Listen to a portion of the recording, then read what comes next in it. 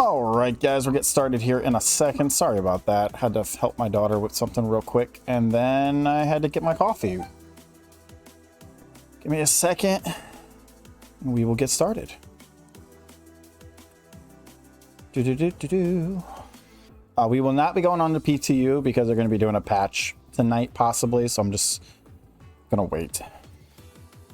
There's also a chance we could see 24.2 live by this weekend. I know it's a long shot, but it's a possibility.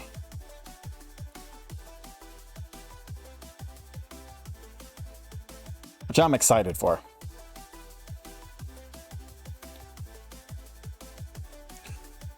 All right. Let's see who's on Discord.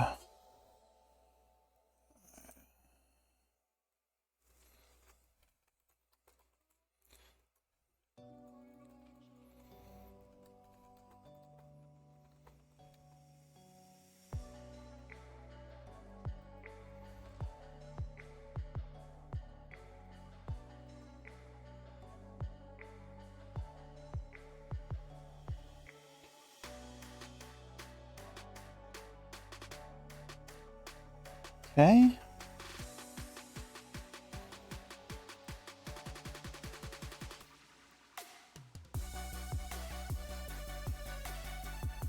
Always love how my thing is like, there's no game there. Yes, there is.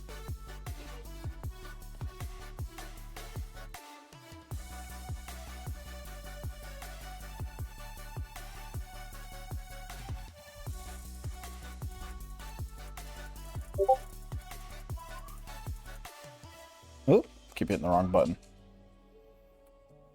Do-do-do-do.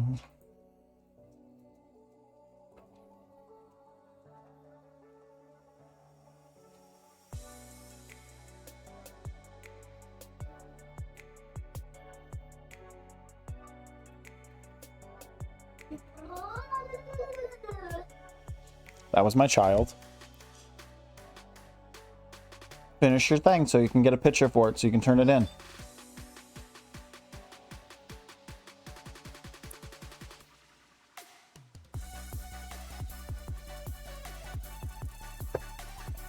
Me.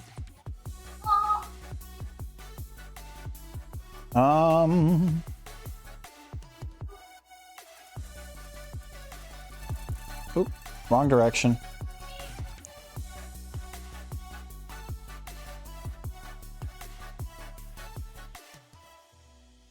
There we go. All right. All right. Looks like I am soloing tonight because I'm a crew of one. So that is okay. Because my only other org mate is not getting on tonight. He has some real life stuff he's got to take care of.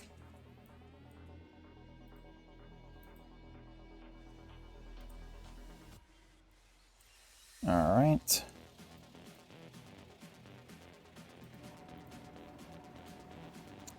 All right. So, we are at 12.3 mil. I think I have another 1.4 or 1.5 mil that I need to sell of stuff. So I'll have to check that out. But other than that, guys, holy crap. The most recent wave 3 going into wave 4, that was interesting, by the way. They derped, and when they did the changes for quantum and hydrogen fuel, they accidentally apparently had some weird bug that was multiplying.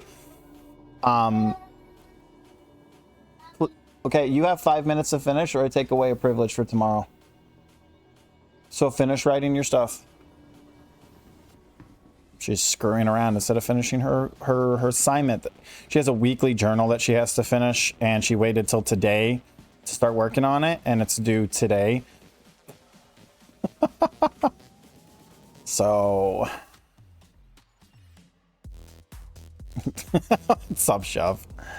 Yeah, they made a derp, and like reclaimers were costing like 2 million to refill quantum. C2s were costing like 1.7 million, and like like just doing a jump from in like a vulture. It was, I think one guy said he paid 75K to jump from ArcCorp to Hurston. He paid 75K just to refill his quantum going from ArcCorp to Hurston. And everybody's like, this is stupid. Why are the prices so high? What do you guys, this is like, you can't even make that kind of money. It's like, if anybody had a fucking brain, they would have realized that there's no way in hell that that was real. Like right away, I was like, that's gotta be a bug. Like right away, I was saying that. And people were saying, oh, they're just gonna say it was a bug. They probably did it on purpose and they're gonna be like, it was a bug, my bad, and just reverse it. I'm like, no, that's a bug. That is definitely a bug. All right, so I got one quantum to sell, so we'll sell that. We have 14K in gold and almost 1.2 mil that I farmed. This was between yesterday and I think one run this morning that I got in, and that was it.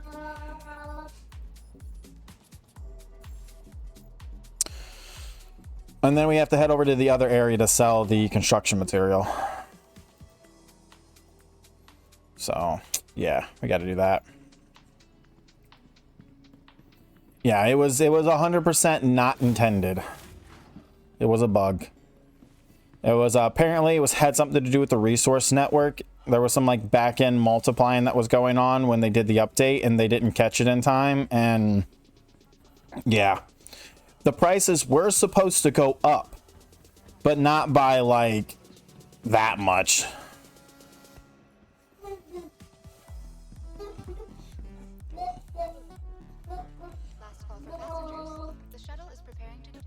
You have 2 minutes. Yeah, let's stop making noises and finish your assignment, please. It's already 7:30 and you're still working on homework.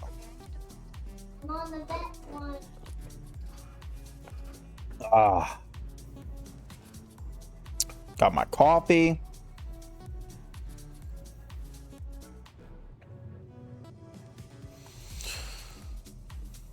So there's another bug. The F8, the light fighter one,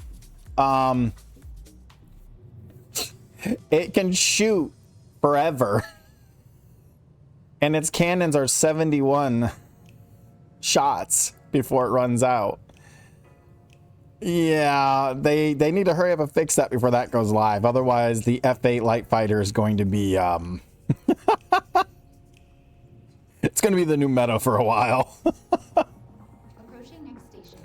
And because of and apparently you're able to put maximum power in shields, guns, and boosters, and that can't be intended either. I don't know, bring it here, let me look at it real quick.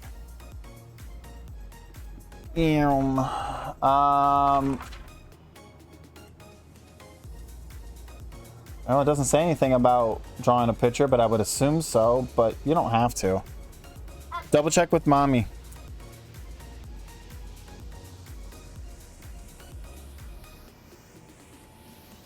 Look around somewhere, probably by the chair.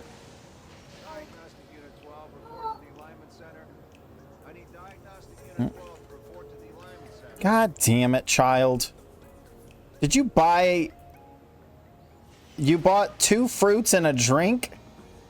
A half-empty drink? What were you doing on my character earlier?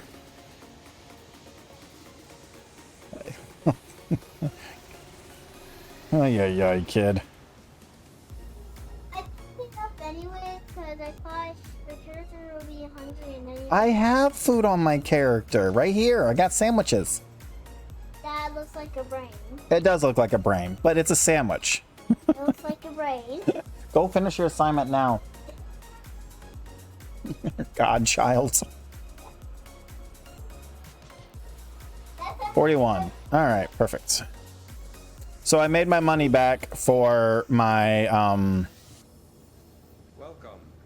my contracts. So, because I picked up 2 contracts, I made my money back for those. Oop, where's the? God, I can never tell where this thing is sometimes. So the apartment search update, one of them I was trying to get into. If I board it.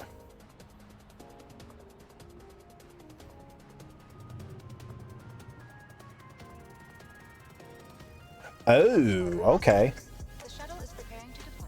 All right, well, you know, good luck, man. I mean, if you're not around, it's not like it's a big deal around that time. 4.0 Ivakavi avocado. I'm sorry. There's rumors that it's going to be starting either during or right after CitizenCon. So we'll see. The new updated dev post said something about they wanted Ivakavi/PTU to last 2 months, but I remember them saying 3 months in a post like a month or 2 ago, so we'll see what happens. So you have plenty of time to get back on your feet before you actually have to be here if you want to try to get here at the beginning.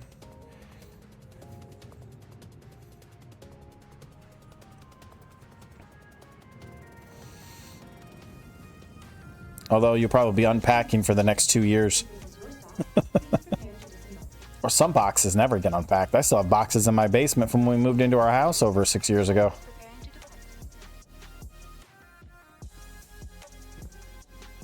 Move your asses. The second I looked at them. Oh, now they're fine. Interesting. Interesting.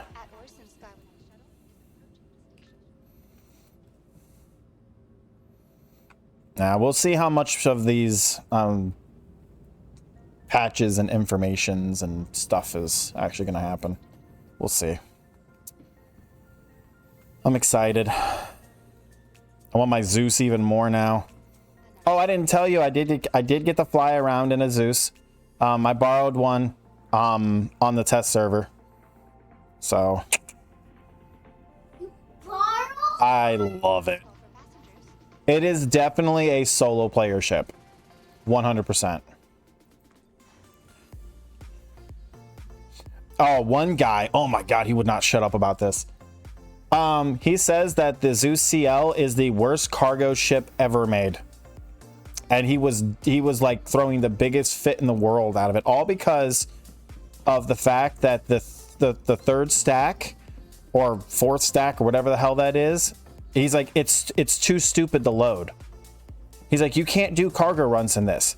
Keep in mind what he was doing. He was buying the biggest box he could possibly buy of gold, which was the 24s, I think it was, or something. And he was putting 2 of those in there and then trying to squeeze the small boxes on it and around it. That's way too much work. Just buy 2 of those, buy a couple of 8s and be done. Hi. Like he was trying to jam it as much as he could. The terminal over there. It's like, yeah. If you're the CL is not meant for mid-maxing. It's not a mid-maxing ship. It's a casual solo ship. It's a daily flyer. If you're trying to mid-max, you need to use something with a much bigger entrance that's got better cargo space. Like, I don't really care for the C1 or whatever the hell it is, but I would even say that that's a better ship than the CL when it comes to cargo. Or hell, even the Mercury is better because it's easier to get stuff in there because it's got such a wide open gap. The Zeus series is a casual daily flyer. It's not a mid-maxing flyer. It's your day-to-day, get around, do a couple of casual missions, do some bounty hunting, do some bunkers, you know, maybe do some light cargo missions. You know, if you're trying to mid-max, pick a different ship. Vehicle selected. Your vehicle has been delivered. Please visit us again. Although Your vehicle has been delivered to the you profit about 120k per gold or 150k per gold run if you do about 70% of the cargo deck.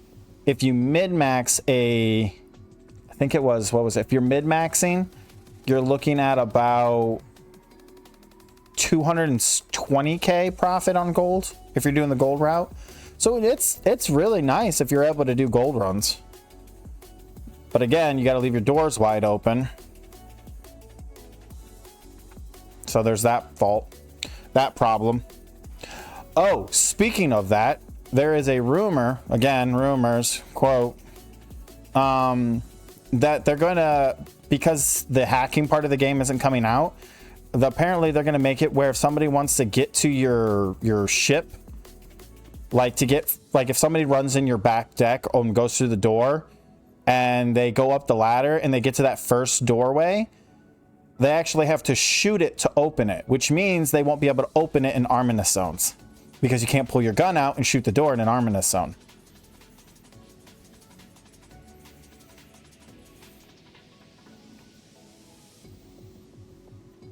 So that would be cool if that's what they're actually going to do. That would help, at least on some level. That would help. But we'll see if that actually happens.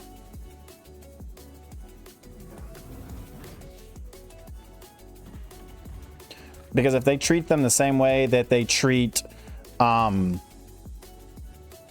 normal doors on the outside of a ship, the same way they treat them, if they treat the inside ones the same way they treat the outside ones, it would solve so many problems of people hijacking ships in arminous zones.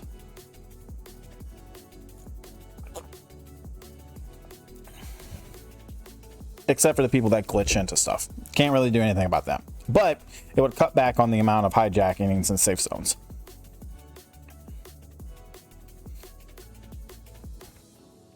I feel like that would be a really simple code issue. Coding fix. Coding issue? Code fix? Something like that. Anyways.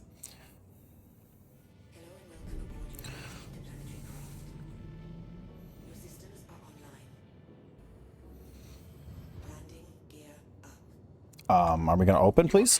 Thank you.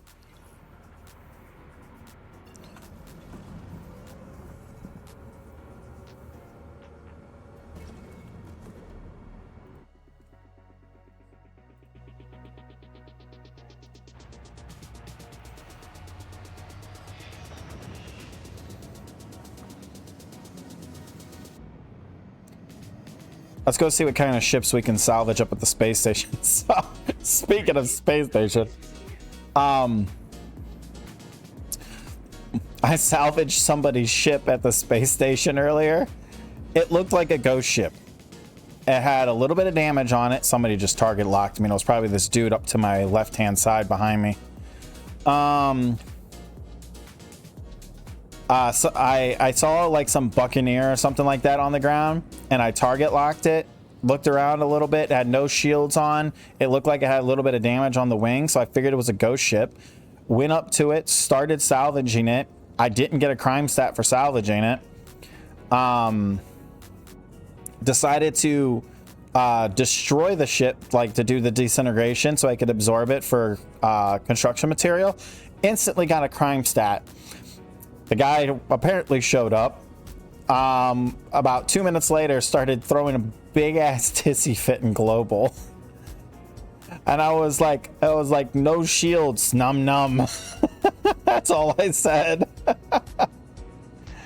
I was like, dude, I harvested it and everything. I figured it was a ghost ship. It's like you didn't repair it when you landed. Had your shields off. Of course I'm gonna eat your ship. Hey, you should be done by now. All right, we'll go show it to mommy and have her take a picture now. Because it's due tonight before midnight. It's already going on 8.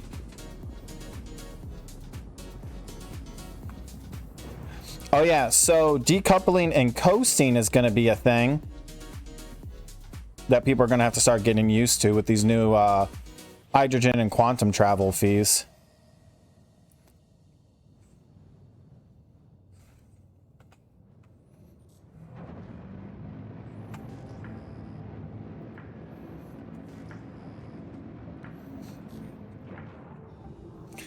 Yeah, there's no ships here. Oh, yep, there they are. Never mind.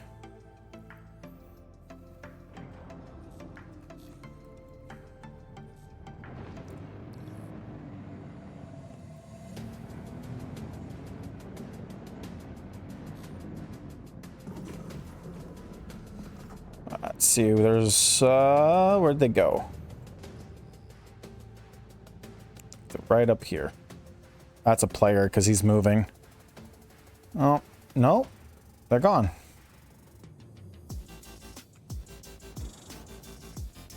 Nope. Are you moving? What are you doing?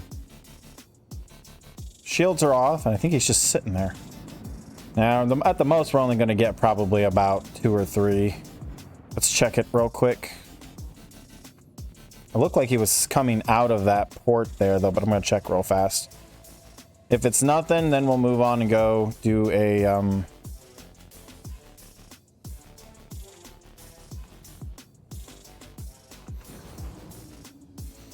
Gonna have to start getting used to just letting momentum let us coast for a few seconds. Yeah, he's active. There he goes. All right.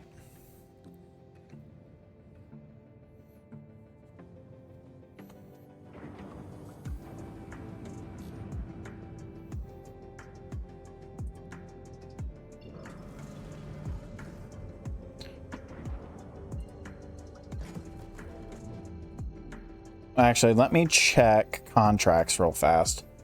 Unverified salvaging. I'm not going to do an Andromeda.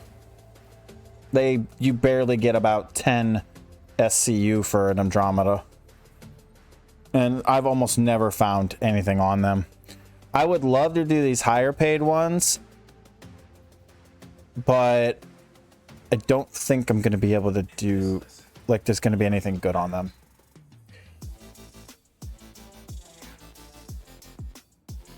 All right, so let us do, we have a freelancer,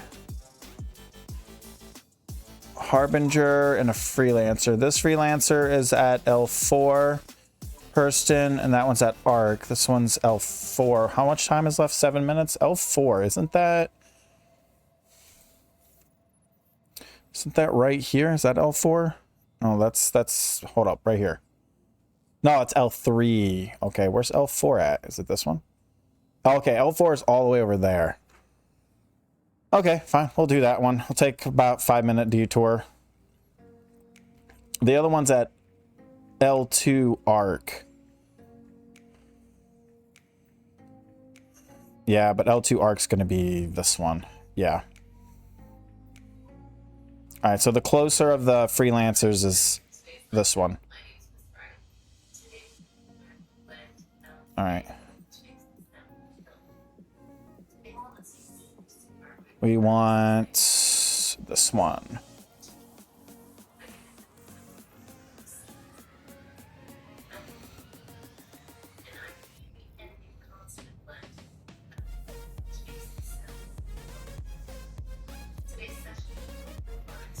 All right. Let's go in here.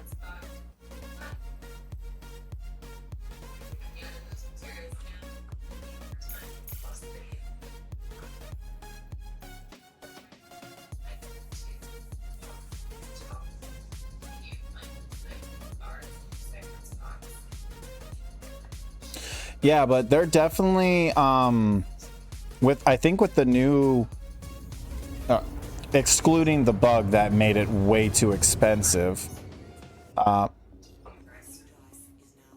second. I think their plans to make traveling more expensive is a good move.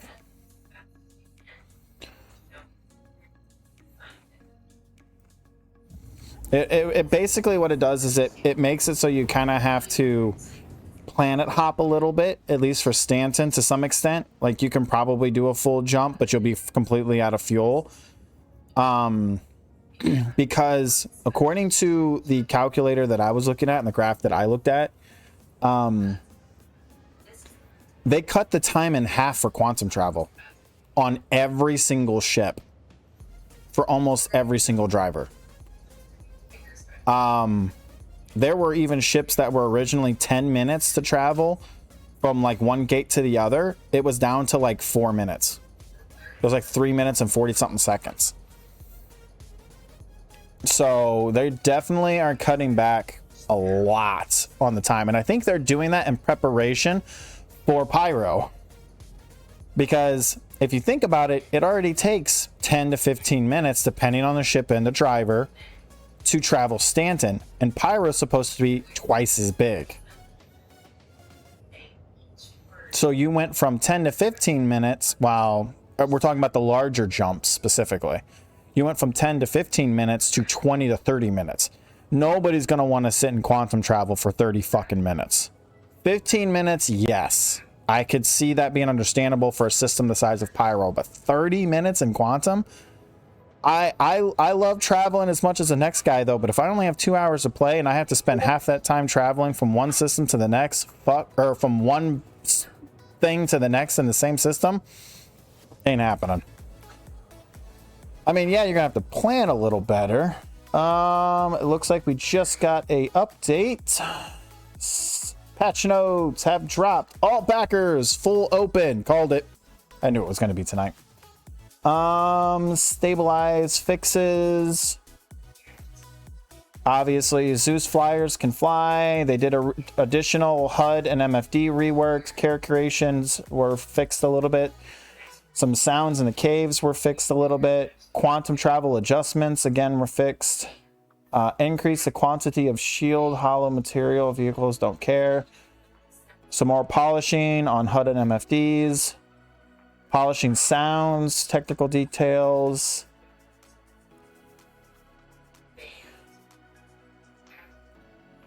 They did not fix the fuel cost on this one.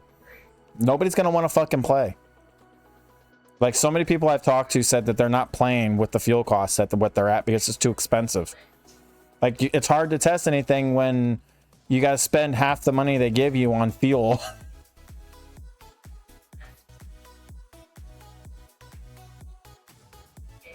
So they're definitely planning on doing at least one more patch for all backers before it goes live. So there is definitely a chance we could see 24 live by this weekend.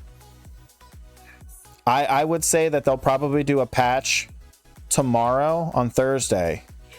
And this is the earliest we would see 24 live. 0.2 live would be by Saturday, I would assume. I don't think we're going to see it live on Friday, because they would probably do a patch tomorrow or on Friday, and then they would check it for stability and then either launch it late Friday night or Saturday. That would be the earliest we would see 24.2.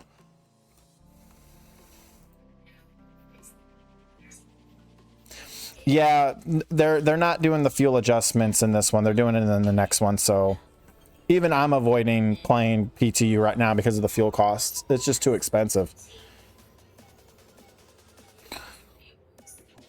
I mean, it's not terrible, but I don't know.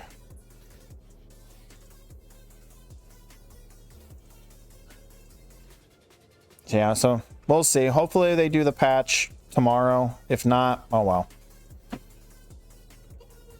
I'm hoping it goes live on Friday. That would be awesome, because that would give them a week to put out at least 1 or 2 patches to get 24.2 somewhat stabilized if there are any issues in live before CitizenCon. That would be the most ideal situation.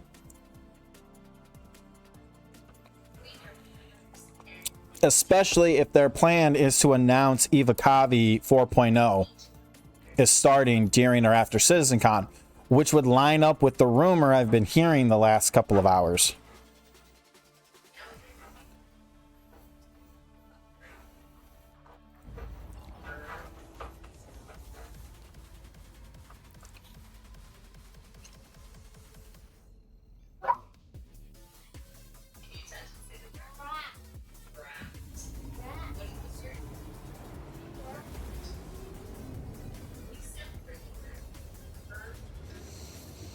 Hopefully this freelancer actually has some loot.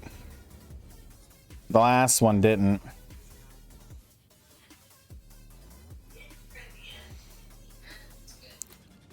All right, we're going to get up to a little bit of our speed, and then we're going to decouple and just coast to it. All right, decouple and just coast. Basically, I'm free flying. I'm just letting momentum do the work, which saves me on hydrogen fuel. People are going to have to start getting used to doing this. Up until now, I've just been auto flying, but you're better off just going decouple mode and just let your ship momentum coast you to it.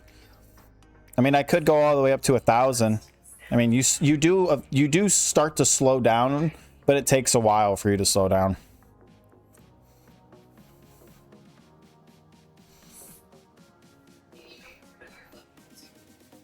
And this really only works in space. In atmosphere, it doesn't work. And then as we get closer to around 10, we'll go back into couple mode. And then we'll reduce our speed and get up to the target point.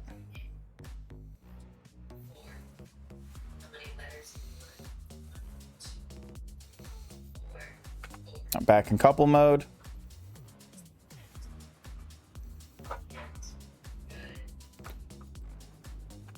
Leave quantum mode.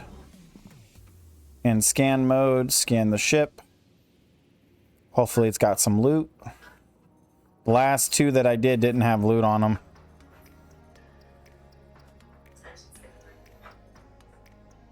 So this one's saying it doesn't have any loot, so let's just be sure.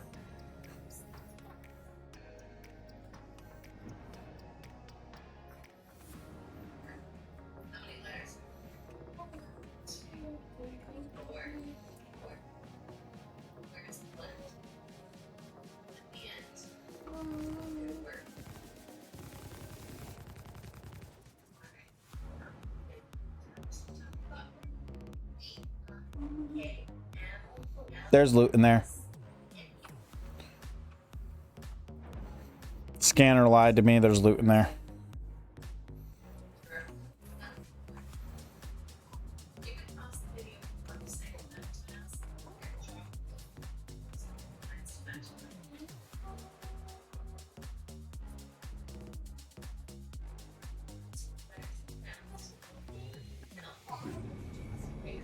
That's another thing people are going to have to get used to. Turning off their engines once engineering comes out, because you're... Livia, pay attention and quiet down. Is because with engineering, your ship will start consuming quantum and hydrogen fuel for different types of components that are turned on. Okay, I do have my helmet on.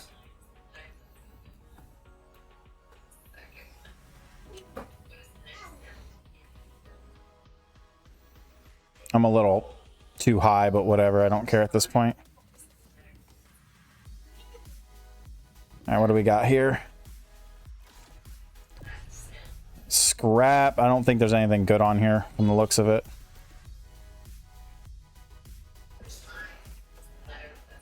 Scrap. Oh, nope, there's quantum right there.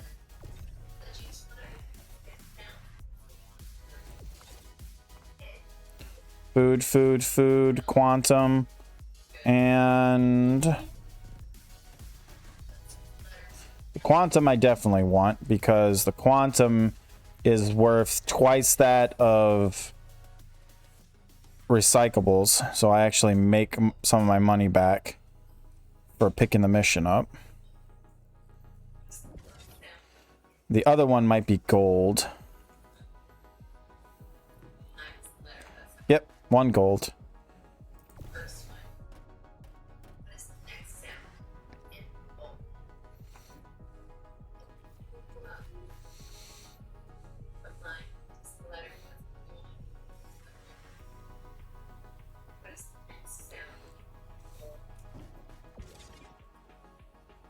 All right.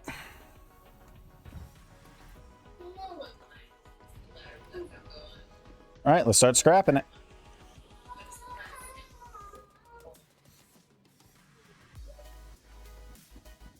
One.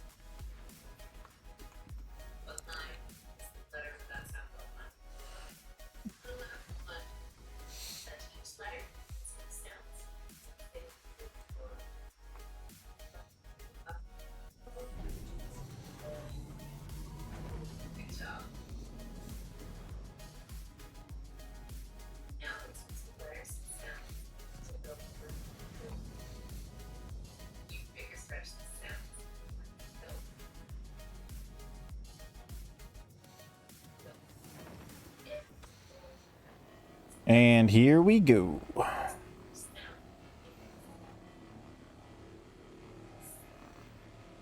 Get this thing nice and scraped, nice and scrapped.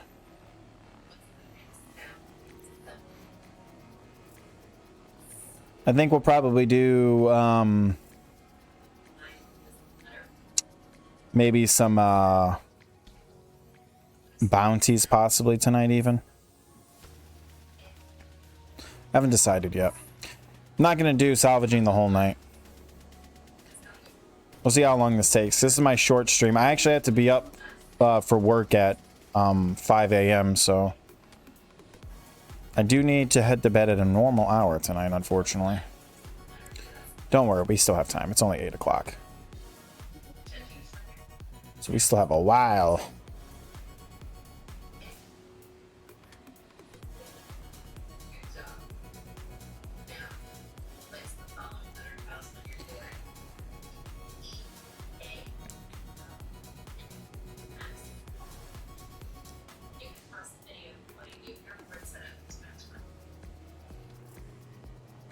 Trying to get these little nooks and crannies.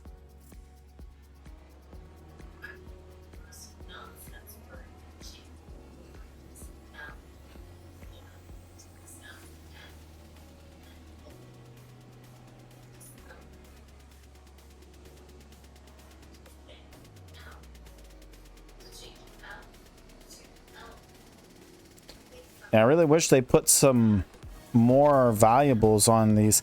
Now, if I had something like a reclaimer, then I would take all of the loot that was on the ship, because that would pay for the mission. Because the cargo that you get off of these definitely comes very close to paying for picking the mission up. Even the ones like this one that are the smaller ones. If this was like a Starfarer or something bigger, it would definitely get more.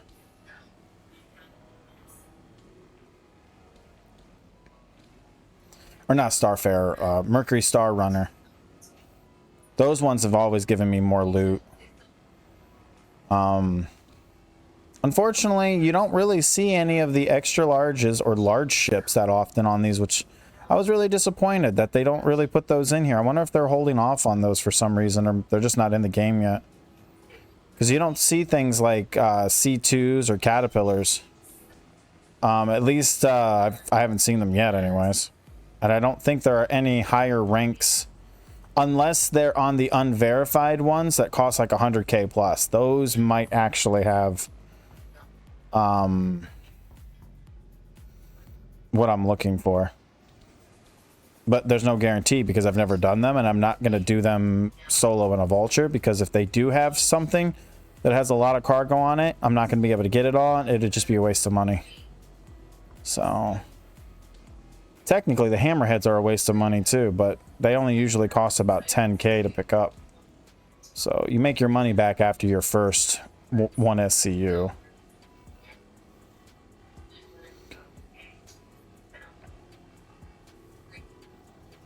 I'm just hoping the nerf to recyclables has something to do with engineering and them putting more stuff to salvage on the ships other than the RCM and the construction material, because that's the only way that it's going to make it worth doing. At least in the long run, because everybody right now is like, if you're like reading like over the forums or the Discord, which as much as I should know better than read those, because that's usually where the biggest complainers go to.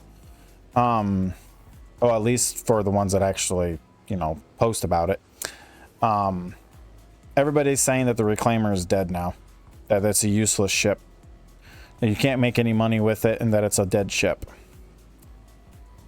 I don't know where the hell they're getting their information from, but I don't see how it's dead. I want a Reclaimer so bad right now, because I could literally triple my profits with a Reclaimer right now. I'd be making so much money salvaging, even solo in a Reclaimer. I would not care.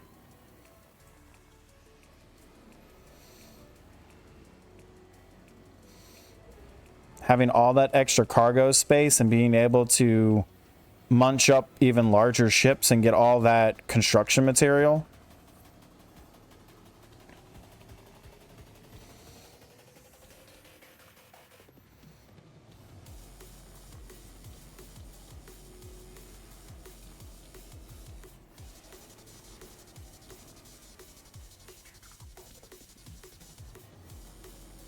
Now, the biggest thing with soloing it is it would take longer to unload solo, but you could always pay somebody 100K, 200K, 300K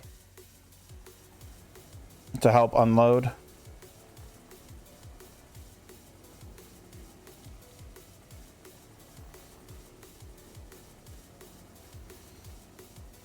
Depending on how much cargo I have, I'd pay somebody 300K.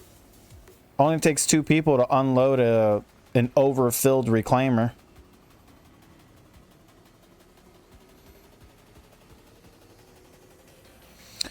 Yeah, that was actually one of the YouTube videos I was watching the other day where this guy was talking about how Master Modes is here to stay. That was basically what he was saying too, is that these changes are most likely going to be here to stay, and people just need to get used to them and stop complaining, because the complaining isn't going to change the fact that they're not going anywhere. And that the game is the developers are trying to make a successful product. They're not trying to make a tailored game for the 10 people complaining about not having it the way they want it.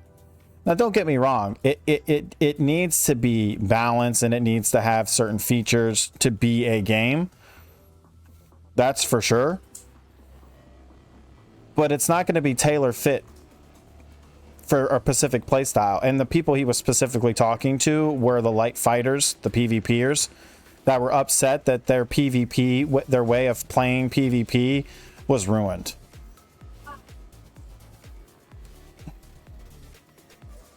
And that if it had stayed the way it was, if the combat dogfighting thing had stayed the way it was, it would have just ruined the game even more. Because fewer and fewer people were playing the game with that version of dogfighting, with that version of combat in the game.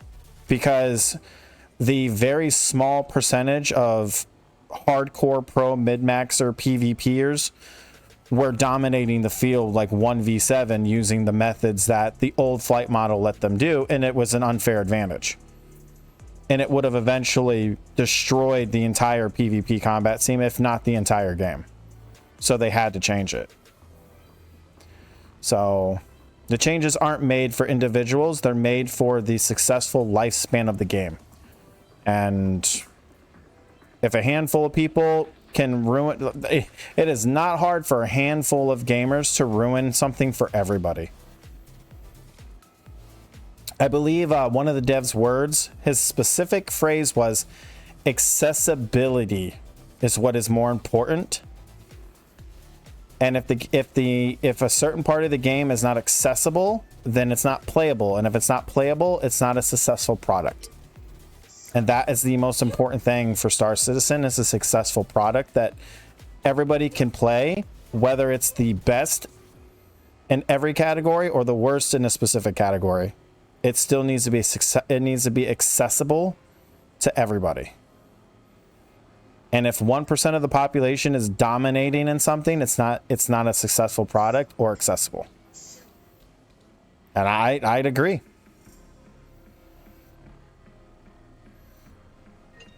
I may not be a PvPer though, but I'd hate to get shit on by a PvPer while I'm out doing, you know, a mining run and I can't do anything to him because he's utilizing a bad system. He's fucking with the Livia Renee 2. It's the second time I've had to warn you.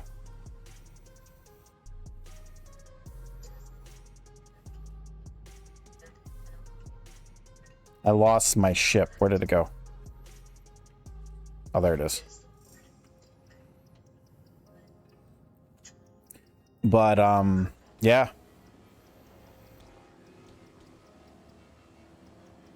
Now, there obviously needs to be certain features in the game that are challenging. Don't get me wrong.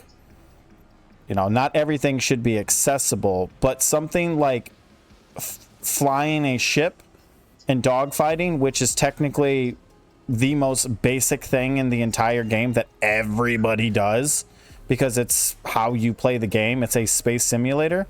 It's literally the bottom of the barrel core mechanic. If it's broken and being dominated by a handful of people, it ruins it for everybody.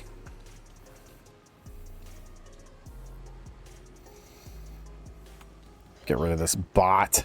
Go away, bot. There we go. So, I don't know. I see that as the reason why I don't really see master modes as a bad thing for the game.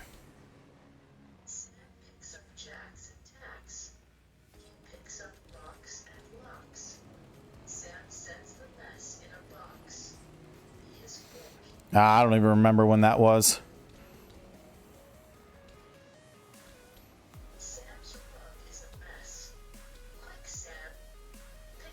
All I know is right now in PTU, the F8 light fighter is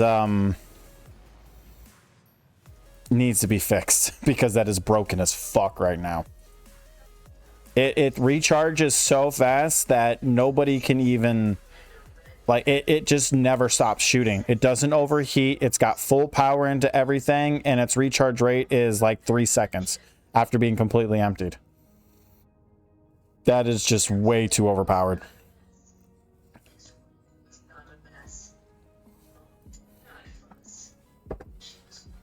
I mean, sure, if it gets hit by a nice large cannon, it's going to get shredded in one shot, though, but that's still not balanced.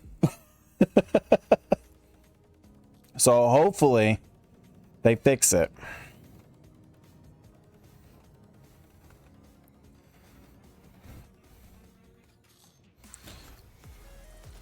Wow, I only got 6 SCU? I don't remember it being this. Really? Only 6? Huh? That's not right. I should have got more than 6. I usually get 10 for scraping a freelancer max. I mean, with the quantum and gold I got off of it, I pretty much paid for like 75% of the contract. And how much do we get back? We get back 10. So another 15K roughly we'll get back. So, but if I do the construction material,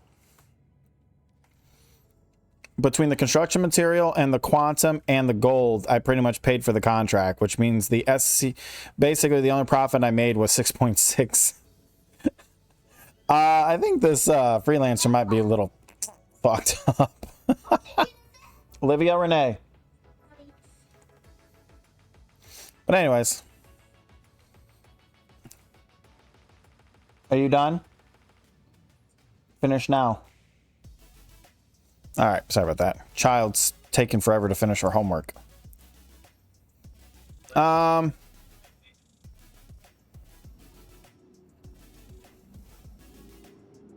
just gonna break it, but I'm not gonna eat it. If I was in a reclaimer, I'd eat it. That took you 45 minutes, which was way too long. All right.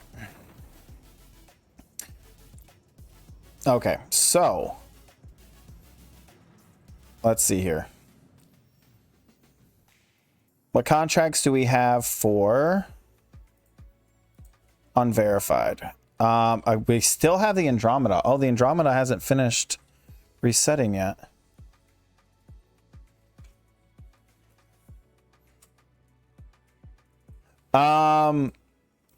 So the way I broke it is I went into fracture mode, which is these blue lights. So you hit Alt W and you go into fracture mode. So if you look right up here, you have your left and your right scraper. You have fracture mode, which allows you to break the ship into pieces. And then you have this right here, which is disintegration mode, which absorbs, it breaks it down into tiny pieces and then absorbs it in construction material. The reason why I broke it was because the only way you can disintegrate it to absorb it is by fracturing it first with fracture mode.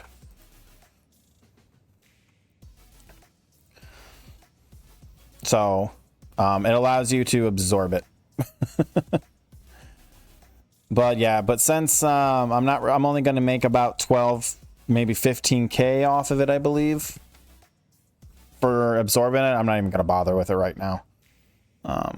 So let me see if any of these missions, these unverifieds, resets. So we have a black cutlass.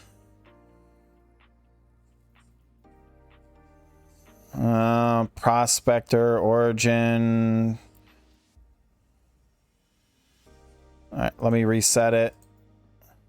We're waiting. They're all starting to cancel. They're all timing out. Let me see. What do we have here? We have another freelancer, a Valkyrie, and a black cutlass again. I don't usually have good luck with cutlasses on loot. They don't normally have loot. Usually it's the Mercury Star runners. Sometimes the Valkyries will have stuff on it, and the freelancers usually have stuff on them. All right, let me do unverified again. They still haven't reset yet. They're still missing some. Oh no, somebody picked some. Oh, somebody picked them up. That's what happened. Okay.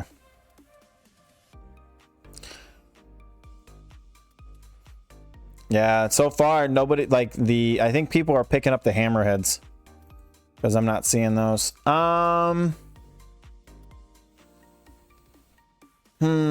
There's another freelancer right there. Arrow, Hall A, Starfighter, Drake Vulture. Yeah, we're not going to mess with any of these. I-300s. Those aren't worth doing.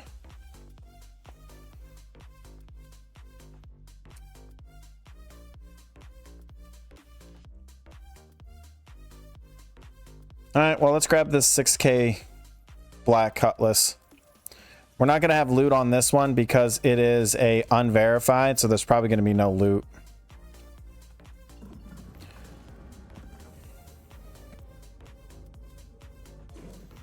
So this one will take... Now, all unverifieds are always going to be in the belt, the asteroid belt.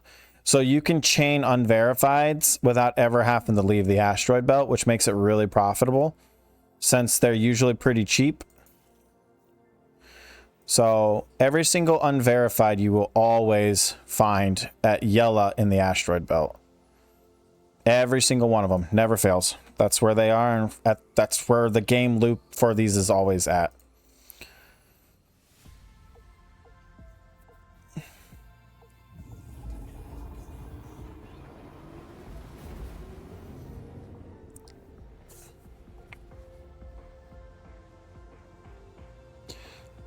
Yeah, it's been a while since I've done depots. I should probably hit up some depots to see if there's any. Every now and then you get really lucky and you find like a C2 at a depot, and woohoo! Yeah, you could fill up the Vulture twice with one of those.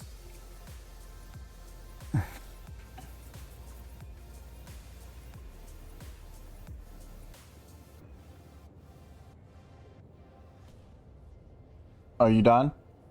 Okay. Did mommy take a picture? Okay. Go get ready for bed. Crazy child. Okay, that's fine. You can go cuddle with mama, but you got to get ready for bed too. Oh my god, child. I'll bite your toes off. You can try to bite my face off, little zombie.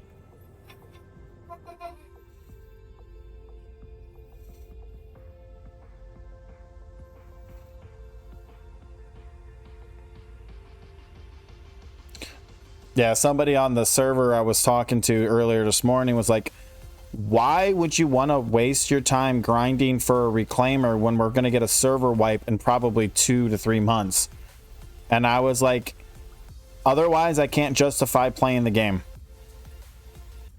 If I don't move forward, like if I don't have a goal of something to progress on, I won't play the game. It's not about getting everything wiped. It's about having something to do. which is another reason why I'll never buy lots of big ships off the pledge store, because I need a reason to play. Because right now we don't have base building, we don't have upkeep, we have no what else are we spending money on other than to buy ships? Nothing. So I need a reason to spend money and to make money. So like some people just like, he couldn't understand it. It did, like, to him it made no sense. I was like, why are you playing the game? He didn't give me an answer, by the way. Apparently he owned like a ton of ships already in the game, and he actually just melted his reclaimer because he says he never uses it. I was like, okay, that's your choice.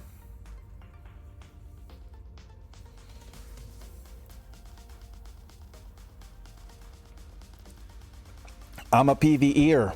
I enjoy farming in games. So things like salvaging, mining, doing hauling missions, maybe doing a little bit of PvE FPS. Like, I'm going to be that guy that will come in an ironclad with a vulture, or come in a reclaimer and come up behind a group of people that just did an ERT and clean it up. Like, they're going in, wiping out ERT after ERT, and I'll just come in up behind them and just absorb all the shitty ships, and that's how I'll make my money.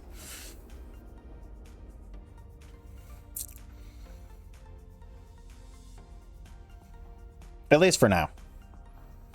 The only downside is like, I like the idea of having an ironclad with a vulture, but at the end of the day, it's still a vulture. It's not as good and as efficient as a reclaimer. So I'm really hoping that the Misc Fortune, which is the medium-size salvaging ship, can fit in the ironclad, because you can fit 4 to 5 vultures in the ironclad storage bay. So if it can at least fit vertically, like if the cargo bays can still close on the top with that ship in it, I think I'm going to go for the Misc Fortune over the vulture. And if the prices don't change much, the Misc Fortune will probably fall somewhere in the 15 to 20 million range to purchase, is what my guess is. But we don't even know when that ship's coming out. Although if they did finish a lot of the systems that they needed to start pumping out ship faster, we'll probably start seeing more small and medium concept ships finishing in like 5 to 6 months versus years and years and years like these larger ones have been taking. But we'll have to see.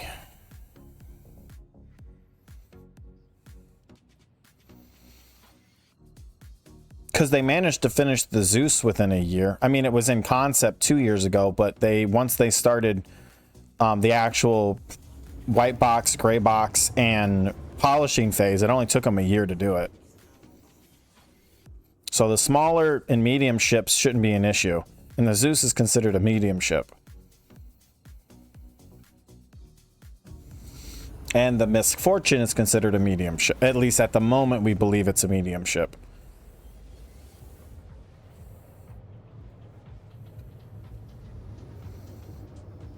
So we'll see.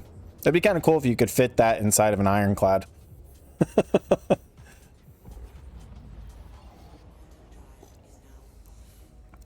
Because ironclad's an extra large subcapital frigate. An armored subcapital frigate, I believe.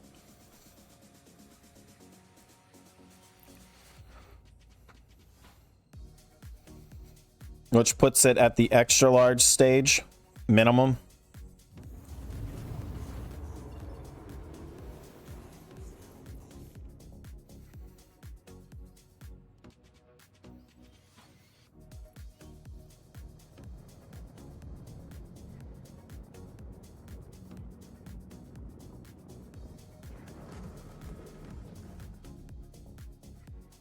All right, so this is the...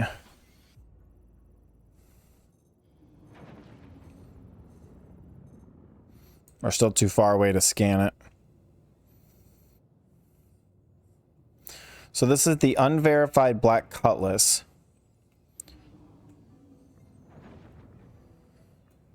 So there's a chance that there's nothing on this, but we should get a good harvest from it.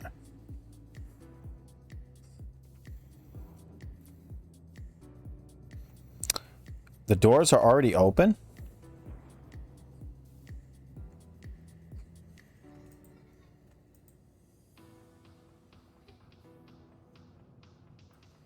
Huh, the doors are already opened.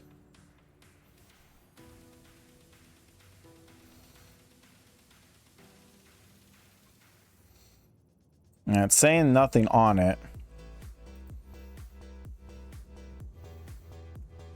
Yeah, I'm not seeing any cargo in there.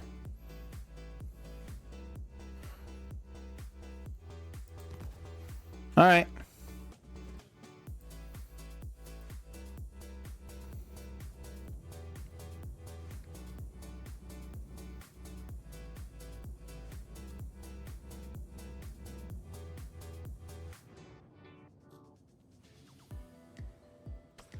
And let the scraping begin. What?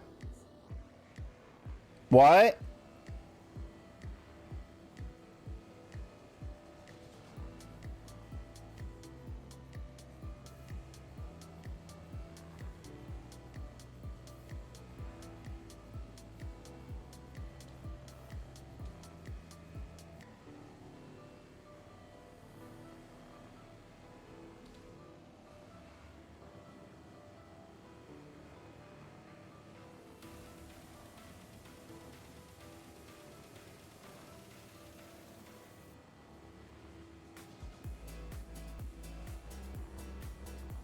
And we're scraping. Uh-oh. Can't get that part. Oh, we have some desync. I'm aiming over here, but it's scraping up there.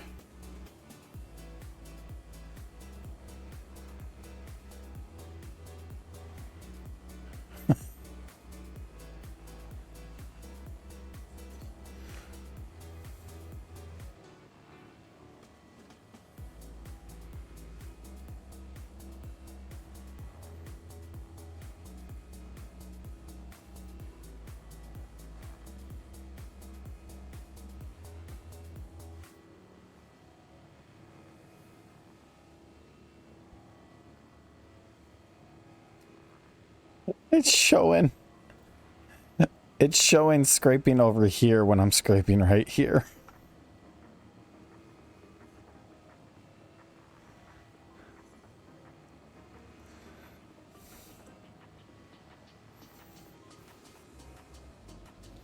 Gotta love it.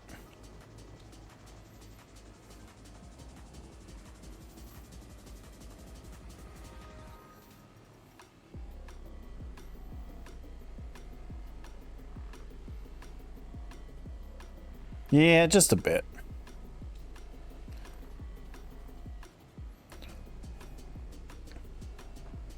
I was just about to say, hey, Muck.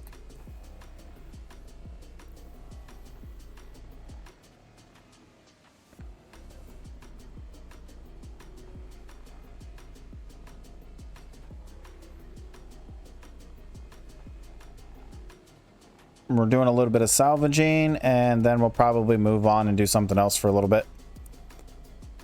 Trying to get that money for the reclaimer.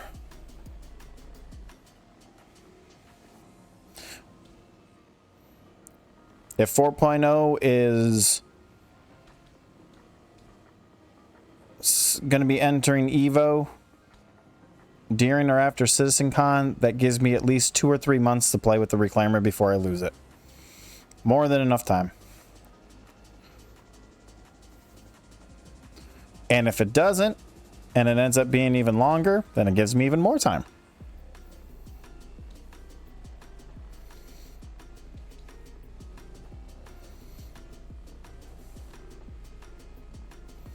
Which I'm really hoping it does happen sooner because I want 4.0.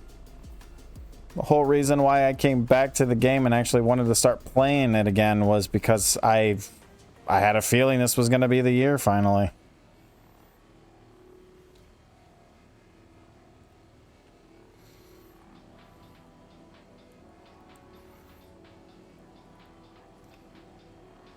All right. Top is done for the most part. Few little odds and ends here.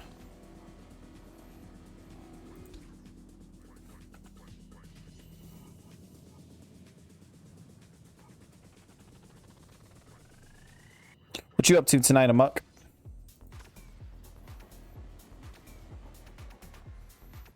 Amuka.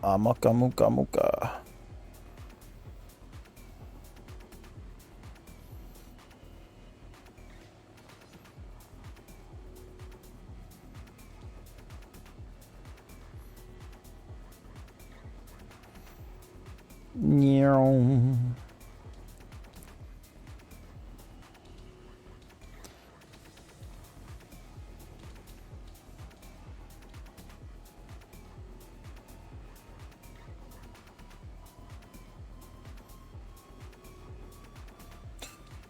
Oh, I know that pain all too well. I got it 3 times. First time was the worst. I was in... let's just say I couldn't move for 3 weeks.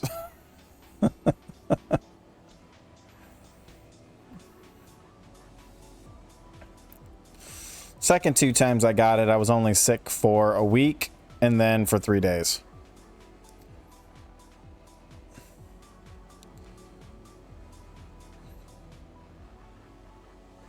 So, yeah. Your first time getting it? Well, if things start tasting weird, it's COVID.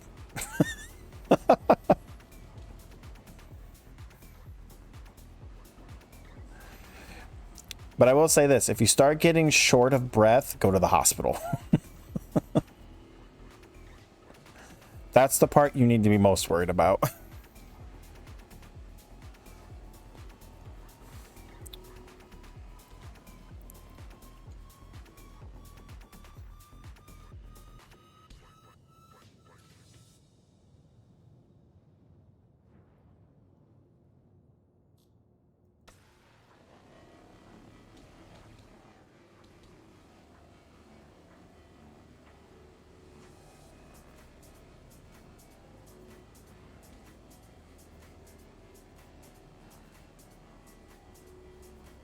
Yeah, don't do what I do and lay in bed.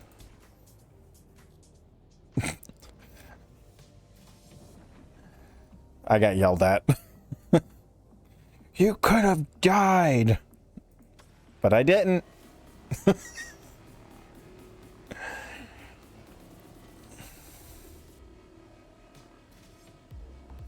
That was my first experience.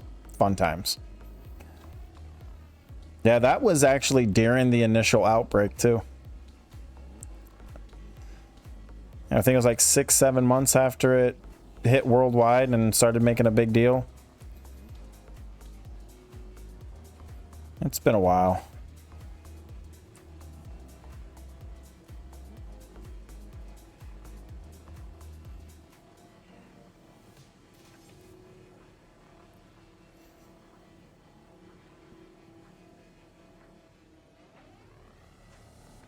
Yeah, I lost my sense of taste and sense of smell for about a year. Everything tasted like iron. And I couldn't smell anything.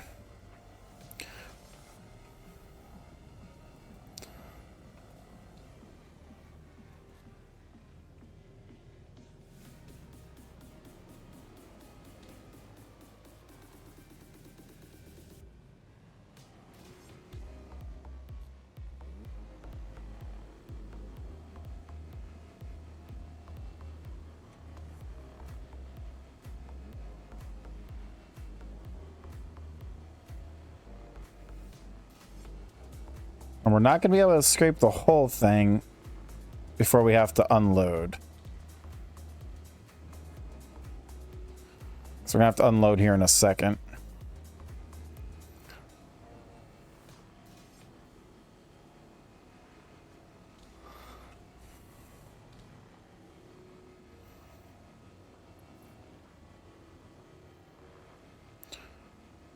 Got 5% left to scrape before the mission is done. Got 0.1%, and then we're going to be full. Okay, let's get out, unload the hopper, finish scraping the last of this. Yeah, we still got 40 minutes left on this thing. We're going to be in and out of here quick. So, just a heads up, these missions are going to be changing in 24.2. They are making it so you have to scrape before you're allowed to salvage or the construction material. Apparently, it's their workaround for people doing the hammerhead mission and just going out and grabbing like 2 hammerheads and making like 600K in like less than 20 minutes. Yeah, because you can make like, if you can get 3 hammerheads back to back, which is possible to do that in a reclaimer, before you have to head back to port, it's just under $1 million in 30 minutes. It was stupid, and that's just with construction material. But they want you to have to scrape it first, so it's to slow it down. And that was one of the guys' reasoning on why he says the reclaimer is dead, because he can't use it the way he wants to use it. He wants to be able to make 2 million every hour off of construction material, but he can't do that anymore. So the reclaimer is dead to him and no longer useful. Min-maxers complaining that their way of making money is ruined. That's really what it came down to.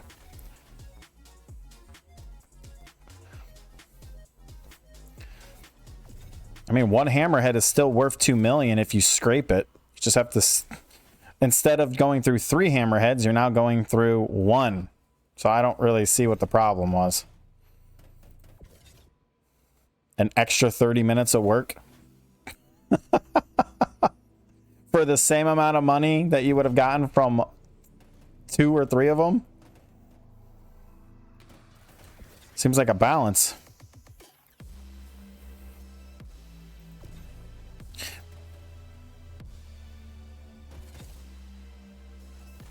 Yeah, I've outgrown the vulture.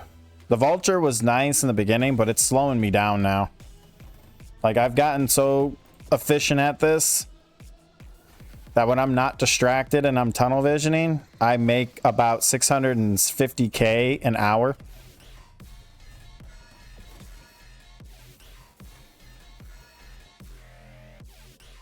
That if I had a reclaimer and if I got good at that, yeah. All right, done. Let's go finish scraping. Which isn't much. Few, like maybe a minute or 2. Yeah, but the problem is like, I want to get the construction material off of these, but I just don't have the space for it. Like, I just hate having to go back and offload.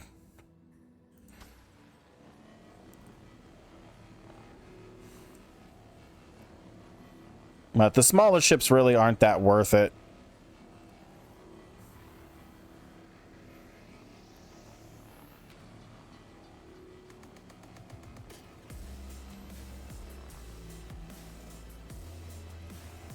Alright, mission's done. We'll finish scraping the butt. Get that last half of SCU we're probably going to get off of it.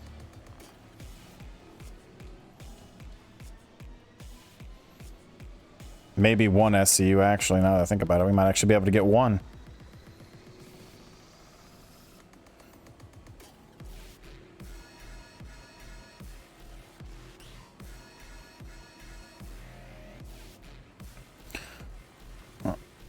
Check this one up here. Oh, no, about a half, a little over. Almost a 1. All right, so how much are we going to get off of this? W, so 13, so About 15K. That's about all we're going to get off of it. It's 15K in construction. That would fill up our hopper again, but it's only worth 15K. So what I'm going to do is I'm going to fracture it, but I'm not going to disintegrate it. And what fracturing will do is it'll leave it behind as a dead fractured ship, that when somebody's pinging, they'll be able to ping the debris from the ship as a panel style ping, at least until it despawns fully. But I'm not going to harvest it just because we're in a vulture. There we go. I'll let somebody else come by and clean it up if they want to. If not, it'll despawn and life goes on. All right. All right, let's see real quick. This is taking longer than I wanted it to, but salvaging. Looks like somebody already picked up a mission from a different one. We've got a Redeemer. We've got a Drake Corsair. Ooh, hold up. That's a Drake Corsair. I'm grabbing that. It's one of the good ones. That's at HL1. That's gonna be okay. All right, so we're gonna have to stop by a station real quick and get some fuel before we head out. So let's head back to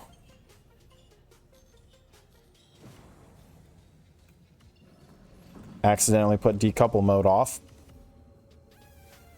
Wait, is that the station? No, it's the comms array. Station's on the other side, probably. Yeah, I can't wait for the new updated symbols. The new, you'll be able to tell the difference between all these is a little bit better.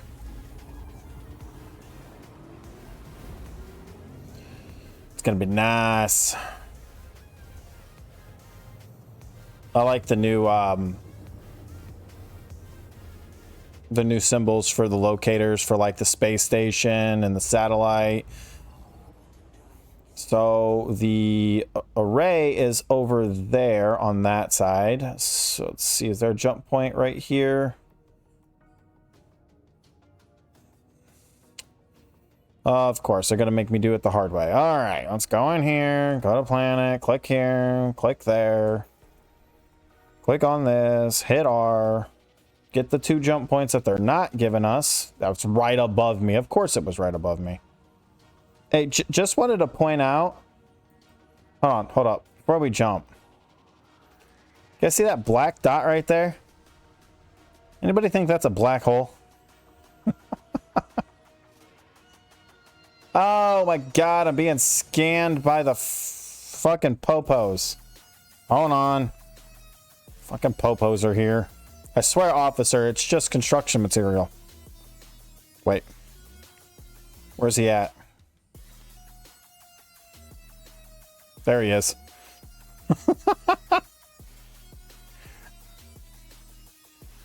It's just construction material, officer, I swear.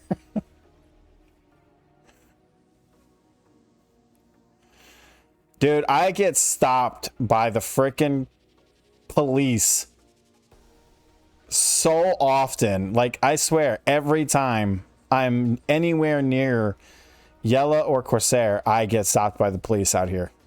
At least 5 times a day. They're always scanning me. So yeah, but that over there, I'm pretty sure that's a black hole. It's got to be a black hole. Look at it right there. Let me zoom in on it a little bit better. Yeah, see it? Right there.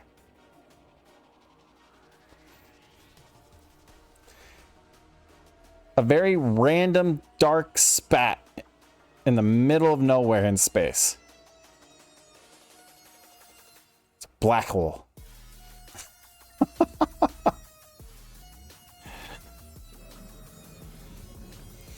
I've seen that a few times already. Oh, where's my jump point at? It's over here.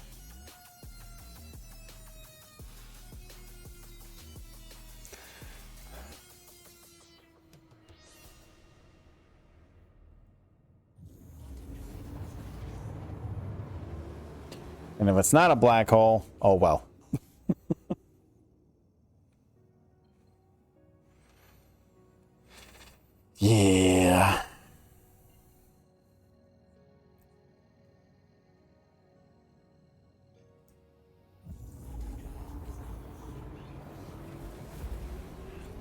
All right, so we'll stop off at Seraphim Station. We'll refuel on Quantum, and then we'll head to the Drake Corsair. And if we get really lucky, the Corsair will actually have... Ooh. It will probably have loot, but we're going to have to see if it actually has good loot. And if I have the room for it.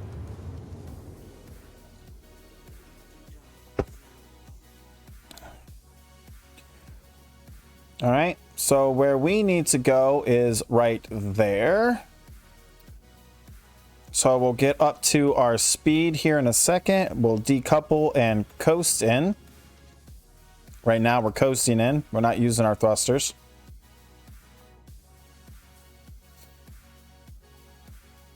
We're letting momentum.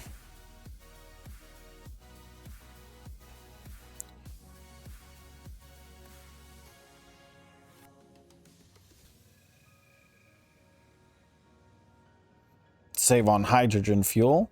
All right, we'll turn on our couplers, drop out of nav mode, flip ourselves so we're right side up. We'll let ourselves coast in the last few feet. Bring down our landing gear. Probably could have waited a few seconds to bring down my landing gear.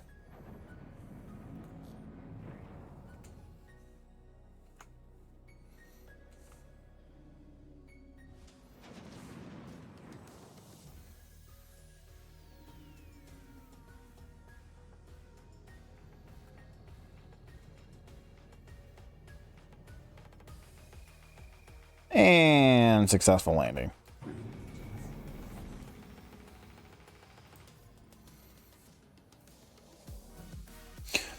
Just to let you guys know, to refuel, which was almost completely empty on this, in testing, my Vulture was 200K. Not 230, 230K. That's how bad the multiplier is right now. It is totally not worth playing.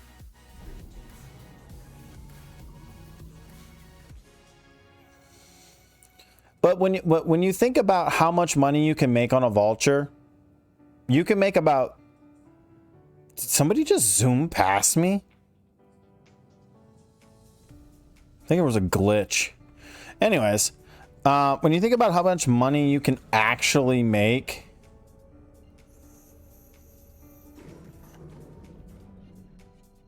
Come on. Don't move. Don't move. Don't move. Let me stay locked in on L1.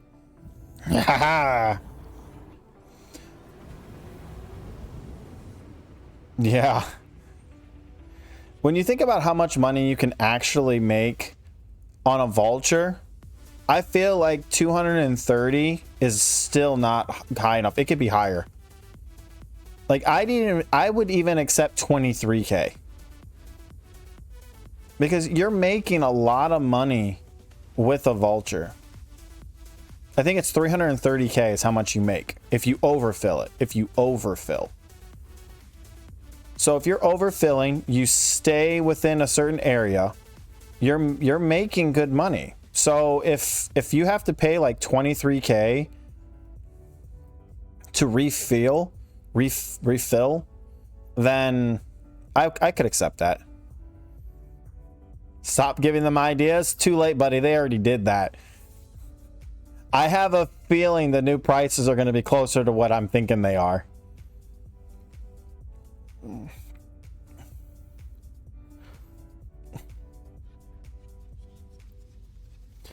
We'll see after the next patch, which will probably be either tomorrow or Friday. My guess is it's going to be Friday. Just because they'll give them 24 hours for all waves to test it, and then they'll patch it on Friday, and then it'll go live either Saturday or Monday.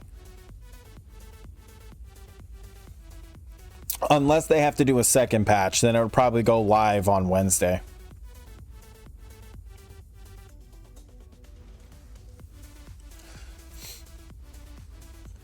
Yeah. But I am gonna test it. I'm gonna fly a Vulture purposely run its quantum fuel down close to zero, in my prediction, it's going to go up. I'm predicting somewhere between 10 and 20K is what it's going to cost. Instead of 230. Because what they did is they decreased the time but increase the fuel cost. So now it's twice as fast to get to where you're going. So if it's only twice as expensive, we're looking at like maybe 500, which I still think that's pretty low for a vulture. I don't know. People need to be able to spend money. Money is too easy to get in this game. I don't care what anybody fucking says. Money is easy to get in this game.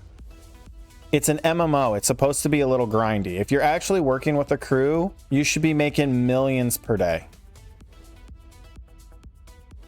I mean, I know a vulture is low, but you can make over 300K in an hour or two on a vulture. So if you're not spending at least 10% of that on refuel and repair costs, I don't know. I always felt like the costs were too low. So I'm kind of glad they're increasing the prices.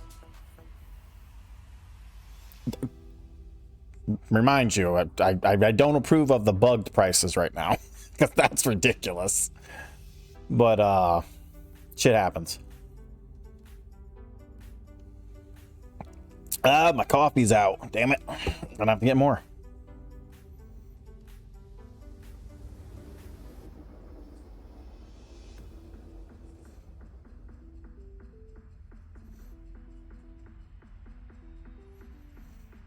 The cost. Well, if you weren't buying 50 hamburgers and holding on to them in your inventory, that wouldn't be a problem. The cost of food and drinks. Well, you carry around an entire grocery store in you.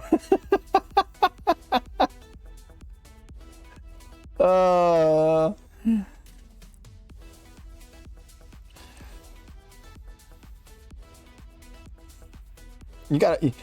When everybody needs food on a ship, they just go to you. They don't go to the kitchen. They just go, where's Shove at?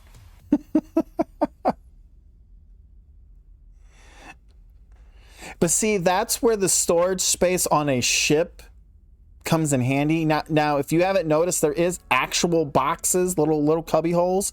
You can stick like 10 hamburgers and like 10 drinks in that cubby hole. You don't have to carry them on you.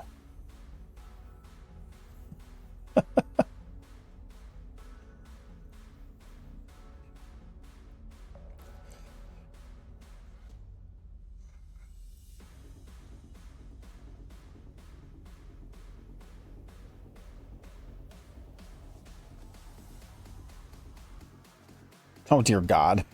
You found another one.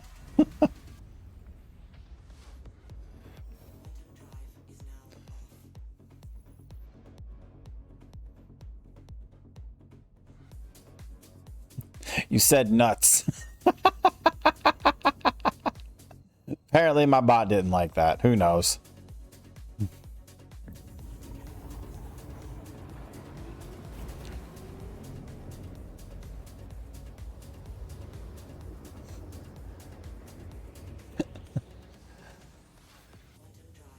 All right, where's this thing at? 40 over this way? All right, let's get up to about 700-800 and then we'll just decouple coast our way to it.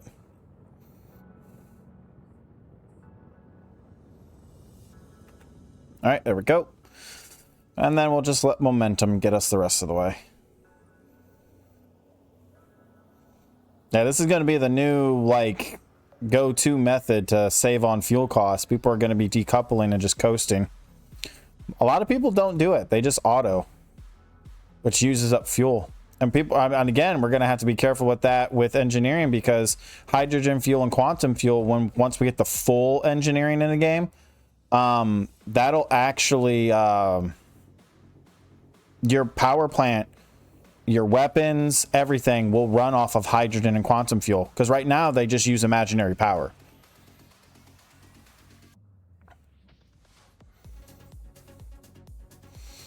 Okay, give it a second.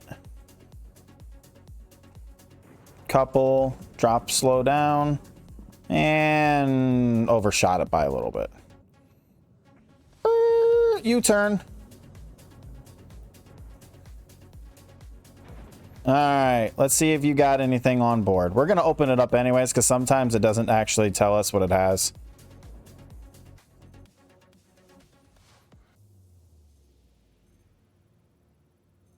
Oh, there we go. We got 1 gold and 1 quantum. That's it?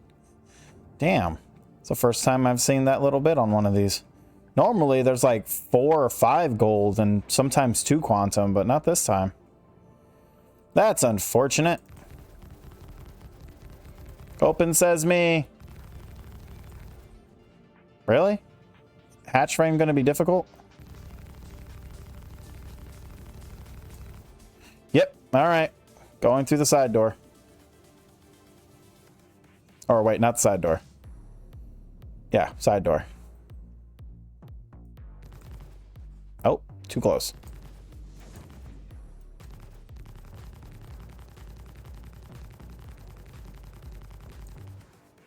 Huh. All right, fine. Let's do it this way.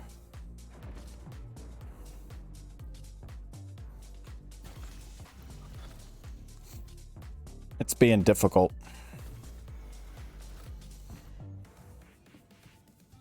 Whee!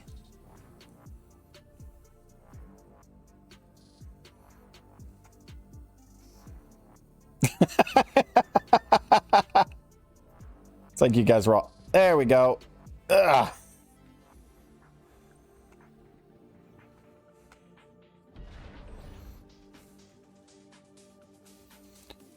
It seems they're having technical difficulties.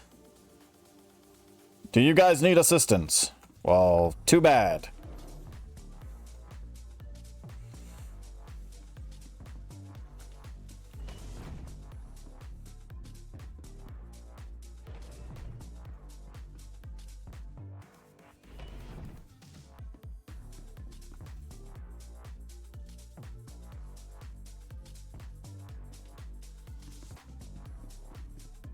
Do do do do do do do do do do do.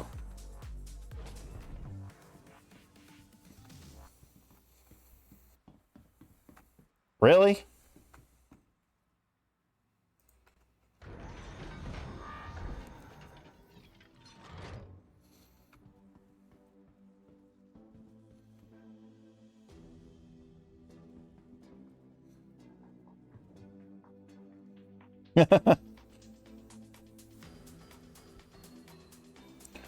All right, where did I park? Way over there. Okay.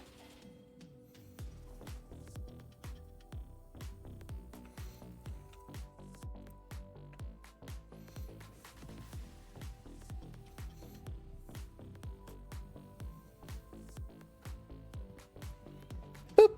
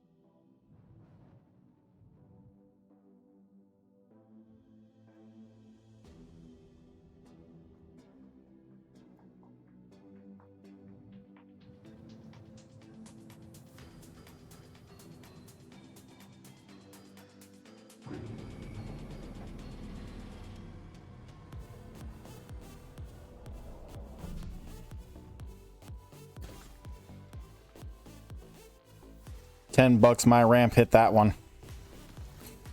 Ugh.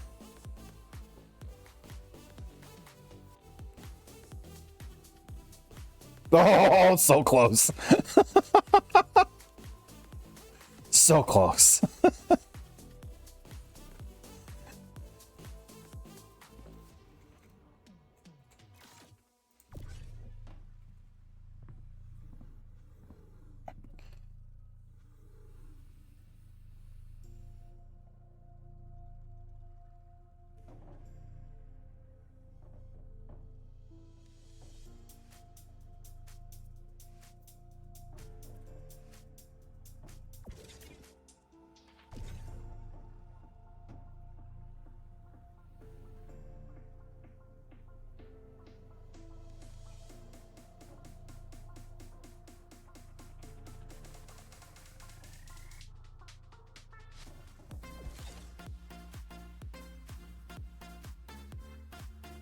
No.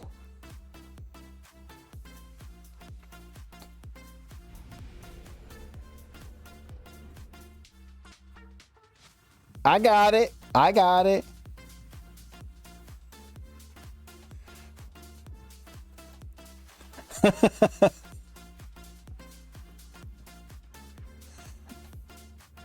Hey, you said you were taking a break away anyways tonight. I'm not going to force you to get on just to help me offload and unload with a vulture. As convenient as that would be.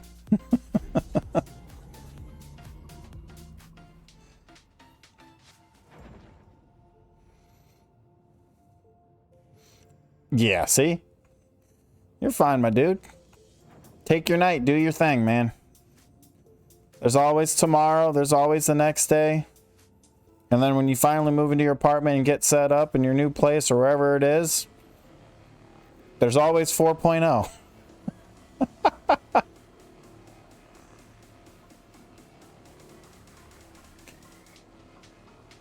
I'll tell you what, 24.2 is going to keep everybody busy for a little while.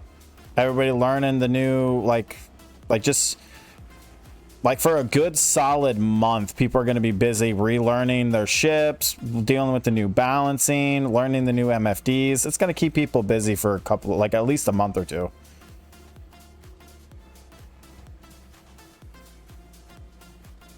Yeah, but they're definitely going to have to announce either 0.3 or 4.0 Ivakavi. So they have to. They can't wait. Something has to get dropped. So whatever it is, honestly, I have my money on 4.0 being next. Like they're just doing too much push, too much content, too much testing. That matter of fact, there was supposed to be a test tonight, but I think it might have got canceled. I didn't see anything about it getting canceled, but they said, or was it Thursday night they said it was supposed to be? Huh. Now I'm curious because I could have sworn yesterday they said it was tonight. Yet there was no notification about it starting tonight. Yeah, there's supposed to be another mesh test. Now I'm curious. Did they say it was tonight? Whatever. It's a little late for them to start it tonight. Oh, damn. Yeah, I've known about that for a while.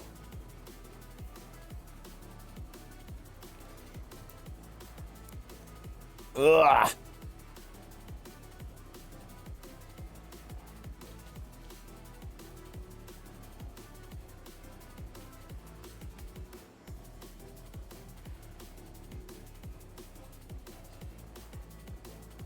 Yeah, they're under some crunch time right now. I think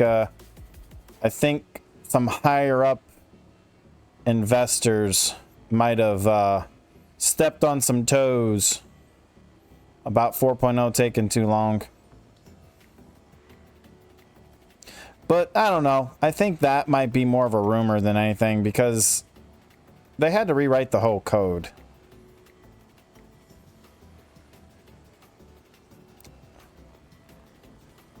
I feel like the code is what slowed them down. But I don't know. Maybe there was somebody stepping on some toes. Or maybe they were just waiting for the polishing phase for Squadron to kick into full gear.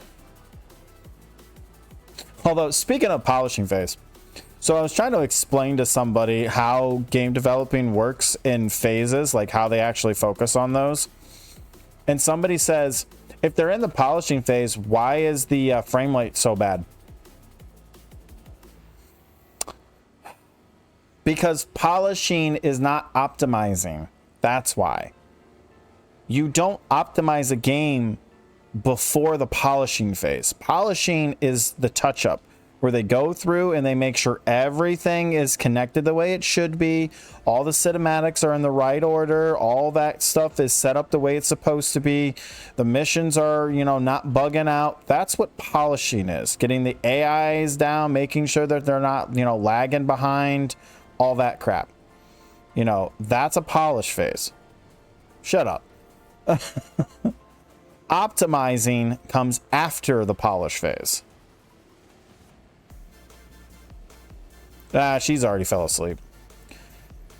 She's got to be up for work like an hour earlier tomorrow, and she didn't get home until like a couple hours ago, so she's tired as hell. She already passed out. And she's got state in the building, so she's got to deal with them tomorrow. So she's got a long day.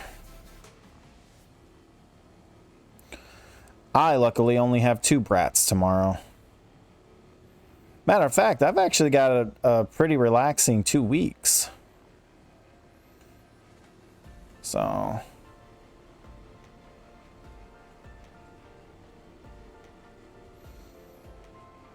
I'm going to be casually playing my games on the side.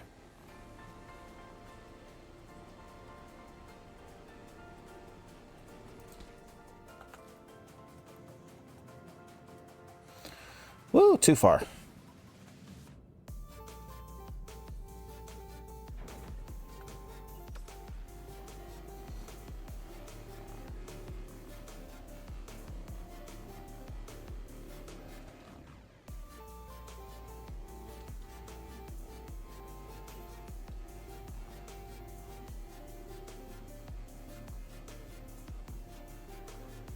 Oh yeah, that's right. That whole big update. You know, I actually was debating about picking it up and playing a little bit.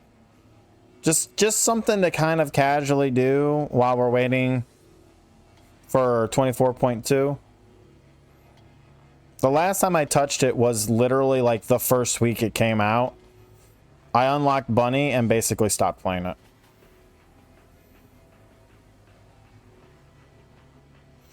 Although Helldivers had a really good update. I'm a little on the fence about playing that a little bit.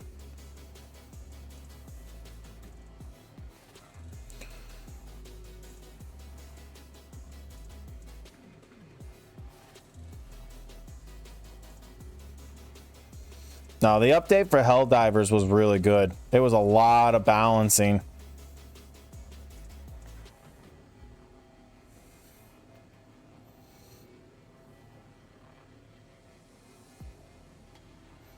Meh.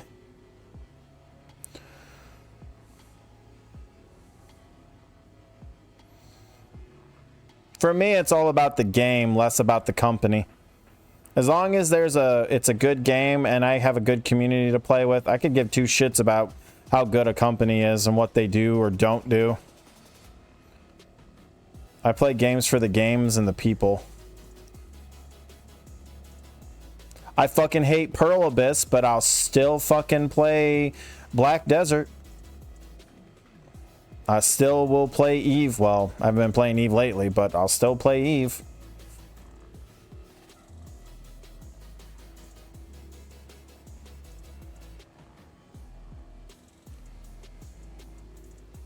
They screwed them over, but they fixed a lot of their fuck-ups.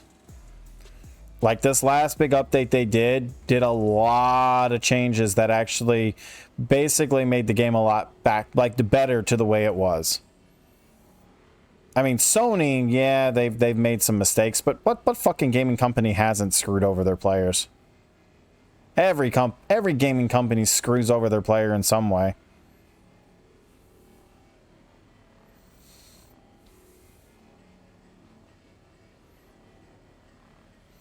Which is sad, but unfortunately.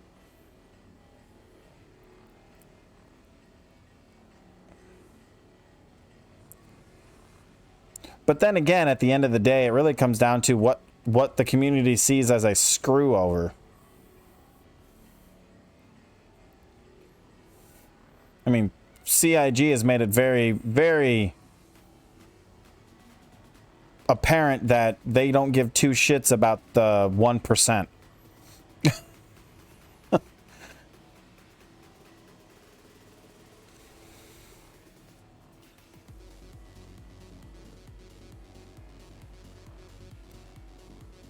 What that 1% seems to have the largest voice when it comes to complaining.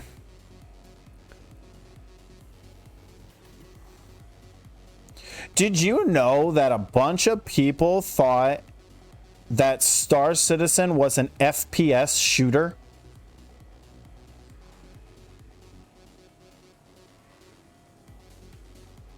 Like, I was reading this article and another video from like a year ago, and people honestly thought that Star Citizen was strictly a FPS shooter. They didn't even know that it was a space sim game. Like, how the hell do you, like, are you talking about the stuff that Helldivers did or Sony? Because if you're talking about when they took the game off the, like, they like shut the game down for in a bunch of countries or something like that, they did all that crap and end up screwing over a bunch of the player base. Yeah, I know about that. Trust me, I know about that.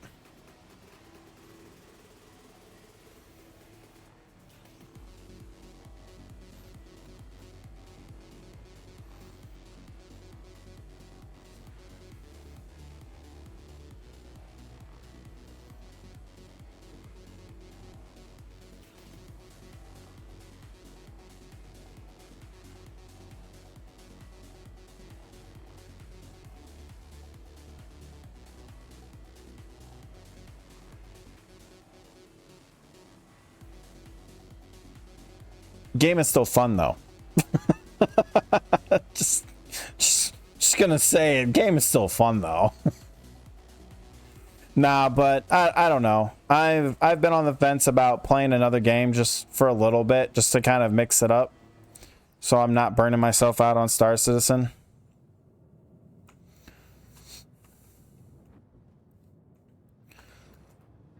Because I pretty much play it every single day. I probably play like 4 to 6 hours a day. I haven't even touched another game in weeks. My wife wants to start playing Final Fantasy again, so I'll have to start finding time for her to do that.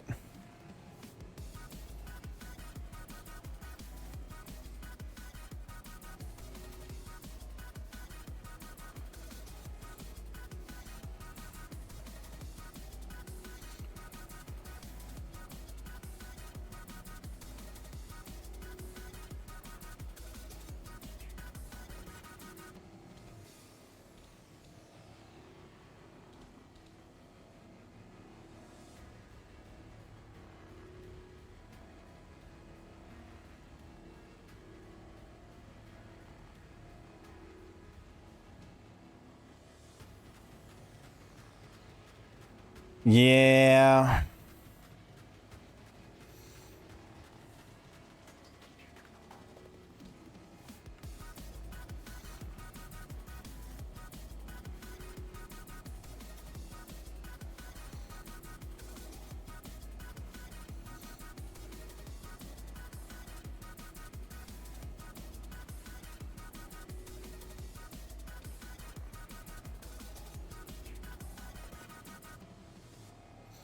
Uh-huh. Yep, there's that weird little glitch. Or I'm harvesting one part of the ship armor and it's showing it being harvested on another part too. That is so weird. Sun, you're too bright. Fuck off. Don't blind me.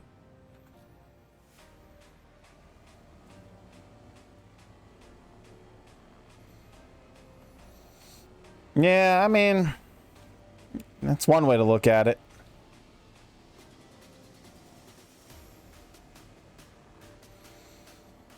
But if they were really being greedy, why would they not let other countries play? That's just a loss in income, not a gain.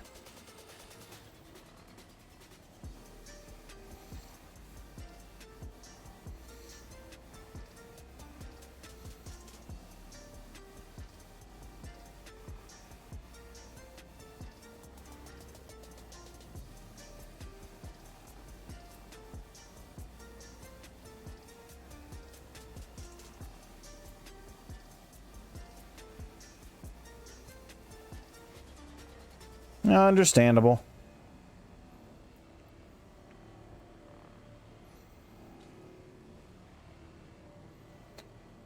But yeah, I mean, at the end of the day, yeah, a lot of people got screwed over from playing it.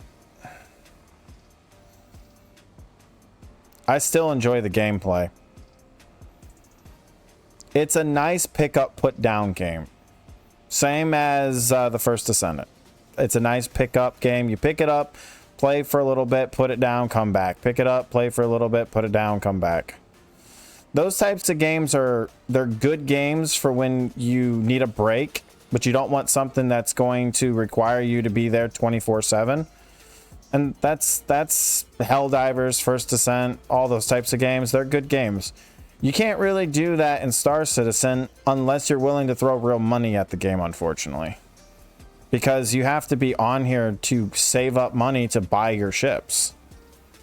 So it's like Star Citizen, it's once it slowly starts to get to that finishing phase where, you know, the economy is in the game and most of the game loops are set up, people are going to have to either decide on whether or not they want to play it as a real MMO or they just want to throw real money at it and play it as a casual game. Because once you throw real money at this game to a point where you own all the ships, outside of the handful of game loops that will absorb your money, you're losing out on a ton of stuff. Like, they're going to have to add in a bunch of content to keep people busy, especially for those players that have already bought all their ships with real money. Because by buying all your ships with real money, you've taken out the grind of a massive part of the loop of the game. So there needs to be enough content there to keep those types of players occupied. Otherwise, Star Citizen is going to be less of an MMO and more of a pick up and put down online game. So that's another thing, like, that there has to be a reason to log in and still farm for money and to do things in the game once you've bought all your ships. Whether you bought them with real money or in-game money, however you want to look at it. So that's my biggest concern.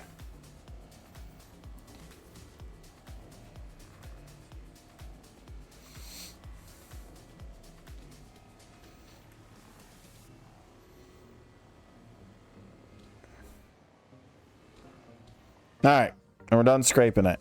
And this big mother jubba is not getting a reading on it. There it is. Just shy of 40 SCU. So that's about 5670 or 5660K. Oh wow, we're actually not done. I missed a part of the ship? Where?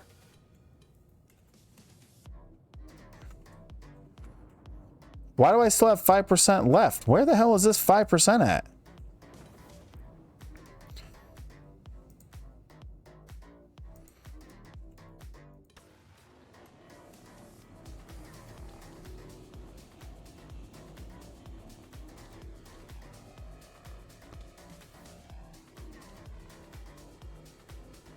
But I already got all that.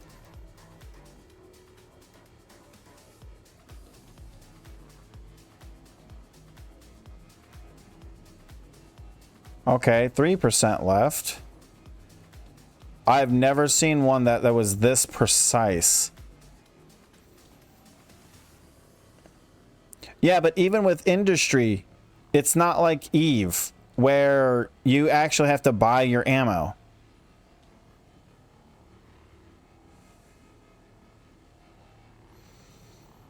Like, there still needs to be something else in the game that requires actual money.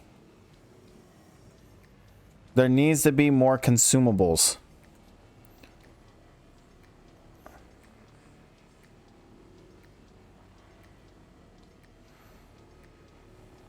I mean, right now you have your missiles and your torpedoes and your bombs. Missiles, torpedoes, bombs, your hydrogen and quantum fuel. But I feel like they should actually add ammo as well. Like, there should be, like, you should have to pay to refill your bullets too.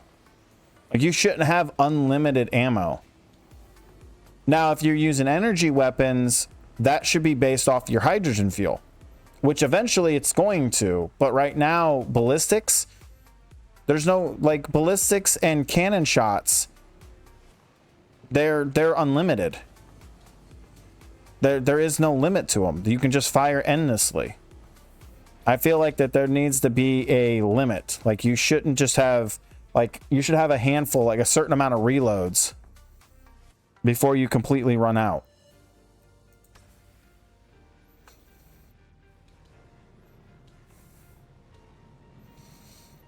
I mean, I know we're gonna have with engineering components, so we'll have the cost for components, but I still feel like there should be more.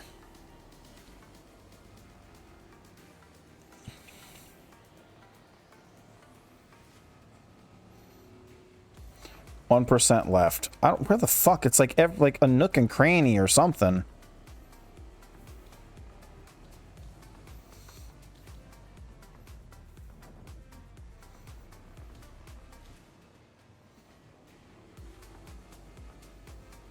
I can't really harvest that. I've tried. Unless I can scrape some of it off.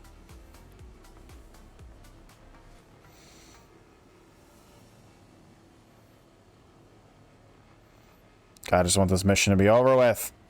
There. Oh my God. It's at 0, but it ain't done yet. I just want to be done.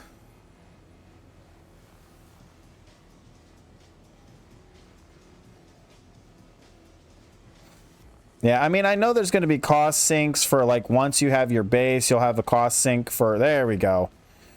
Well, you'll have your cost sink for, you know, like your taxes, depending on where you live.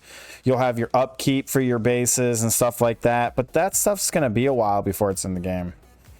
And you'll have your component upkeep, because you'll have to eventually, like, you know, your components will degrade and you'll have to eventually fully replace them.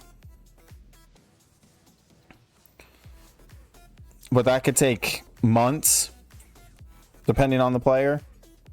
So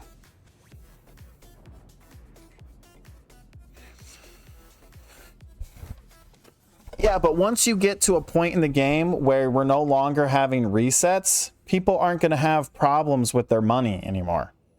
I mean, eventually we're going to get to a point to where people are going to have too much money. And components technically are cheap once you get to a certain point in this game. You know, in the beginning, it's like buying armor. You don't want to waste money on buying armor, but eventually you're going to get to a point to where buying components is no different than how it was buying armor in the beginning, where you're just throwing money away.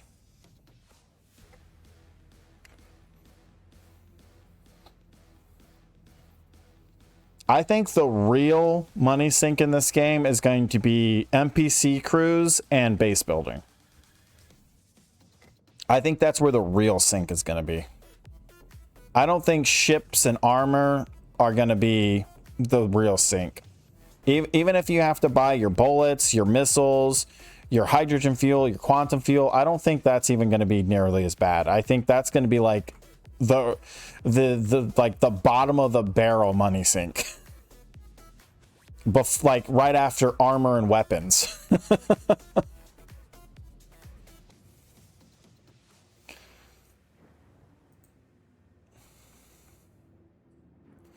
So yeah, this is about 50K, maybe 55K, if we were to break it down and actually take the construction material with us. So it pays for the mission.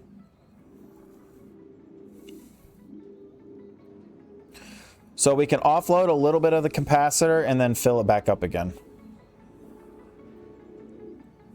So yeah, this is definitely one of my slower runs. Normally, if I wasn't streaming, I already would have filled this up and went back out again.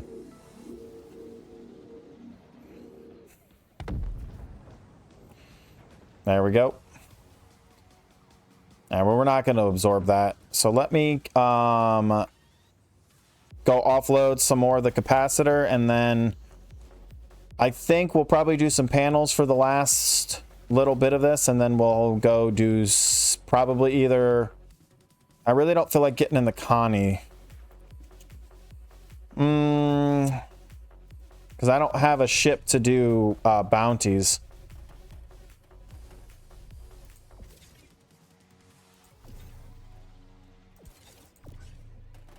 Other than the Constellation, and I really don't want to be doing it in the Constellation.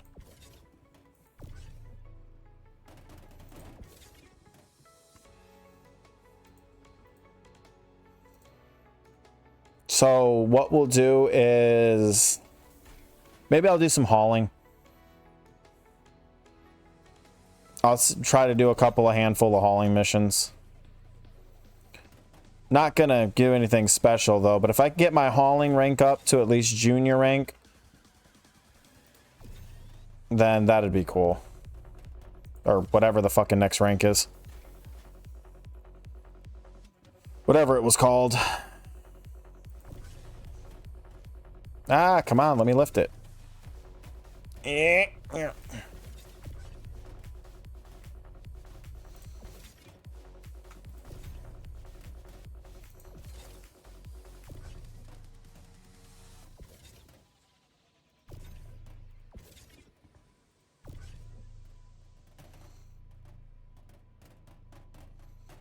Gotta fit it all in there. Should be able to get 2 more. 3 more if we get the one that's trying to get out. See if it'll actually load it. Yep, it's coming out. No, it's not. Hold up. Crap. Let me see if I can scoot this over a little more. Sometimes it does that. There we go. All right, so that one's going to come out, and then it's going to try to push another one out, and it won't come out because that's blocking, which means, well, that's... I could probably do 1 more, but that's good enough. That should be 37. Let me get a drink real quick. As I blind... Oh, crap, I don't have... Son of a bitch. Damn it!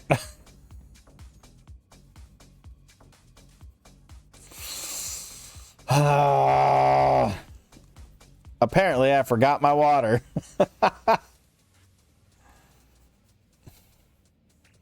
Yeah, there's no way I'm gonna be able to finish filling up the last 10 before I dehydrate. Where's the station at? There it is.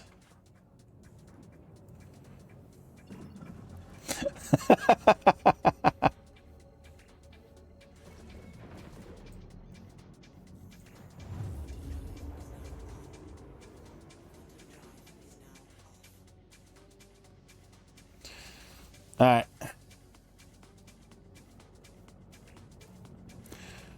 We'll get up to about 800 and then we'll just coast in, turn off our thrusters and just let momentum do the work. You're a walking vending machine? Yeah, that's true.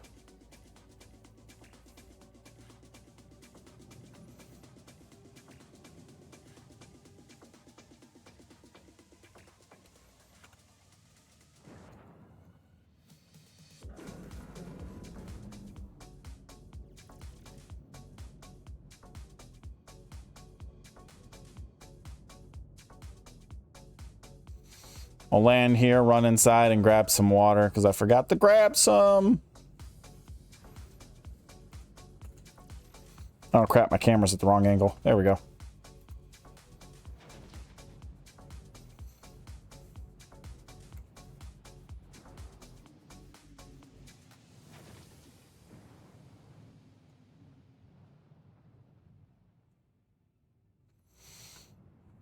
Something like that.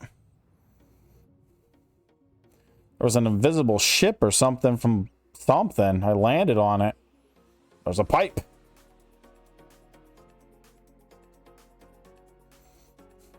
All right. I just need like a button that just auto hydrates me because I forget.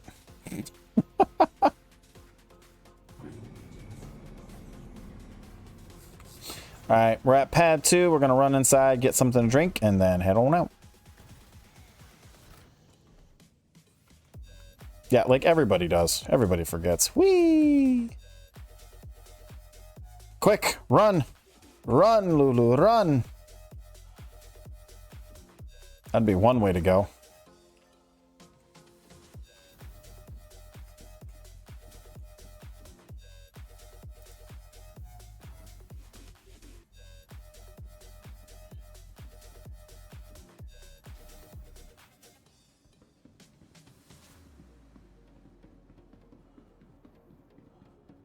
Do I even have stuff here? I don't even remember.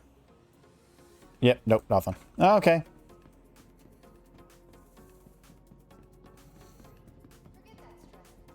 Welcome to Meta Unit. How may I help you? You can help me by giving me a bed real quick so I can do the cheap way. You should consult the terminal for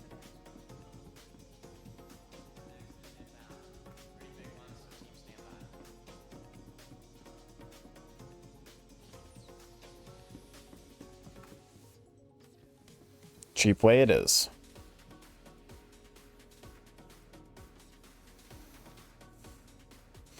Sit here for a second, let our food and water go up, and then we'll make sure to grab one or two before we head out. Alright, there we go. See, look at that. Didn't have to pay a dime to get our food and water back up.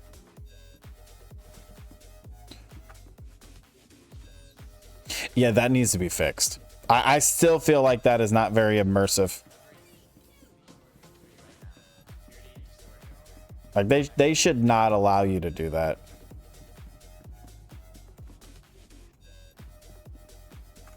I need to go.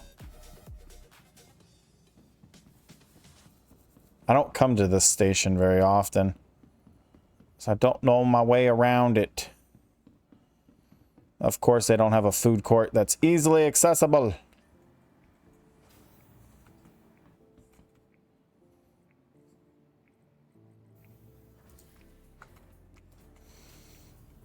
Gotta go all the way over here.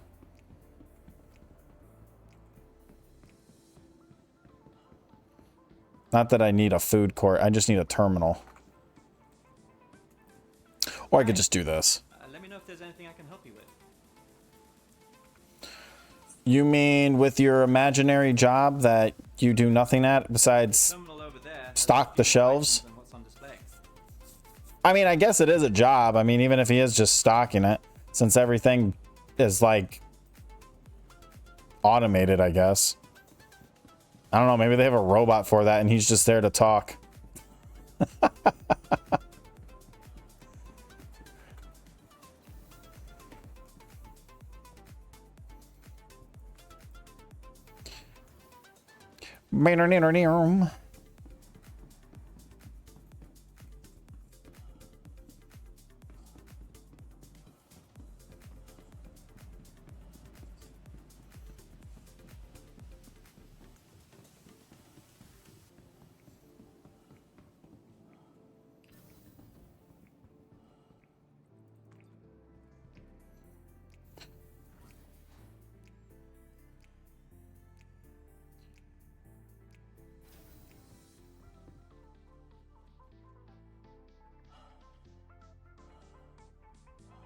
Wrong way.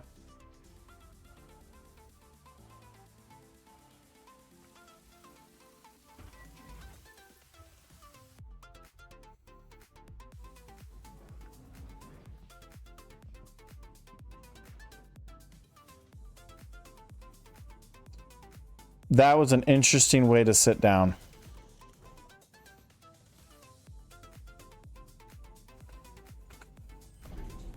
And while we're here, let's do this real quick.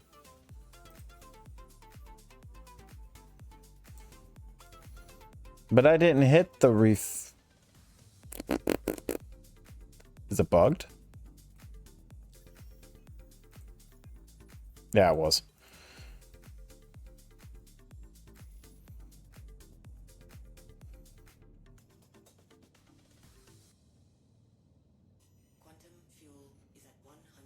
Too late.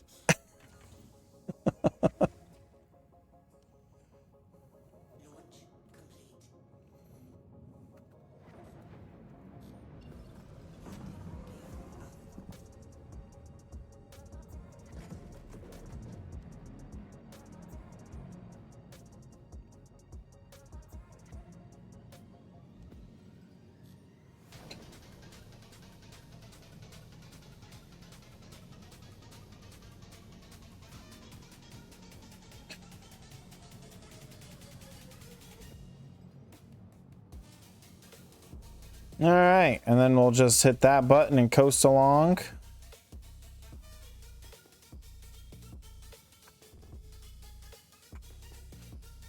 We'll do panels for the last 10 SCU. Although panels are way better in the PTU now.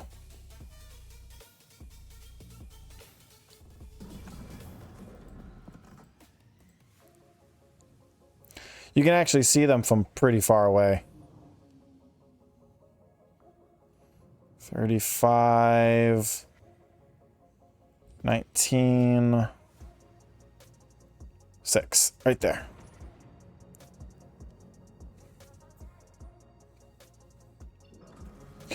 So another thing that I noticed with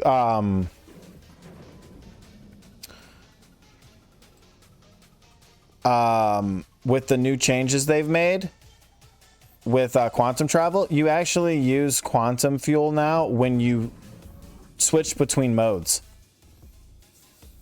Use a little bit to spew up to get started.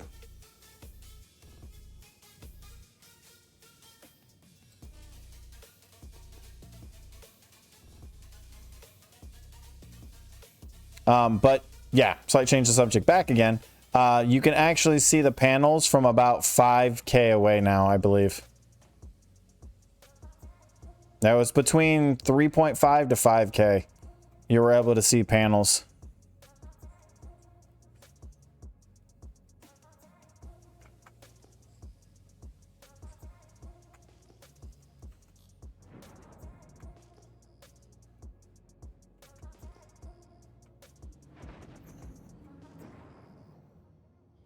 But at the moment, we got to play this little game.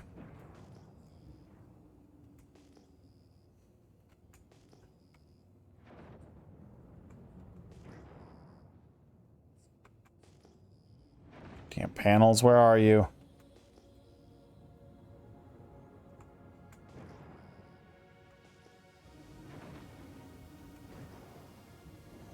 Something tells me I went right over it.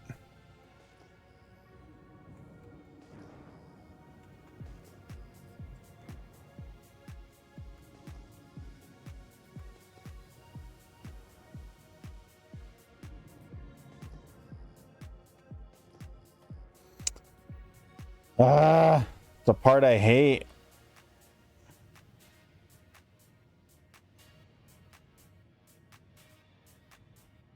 This is why I don't like doing panels.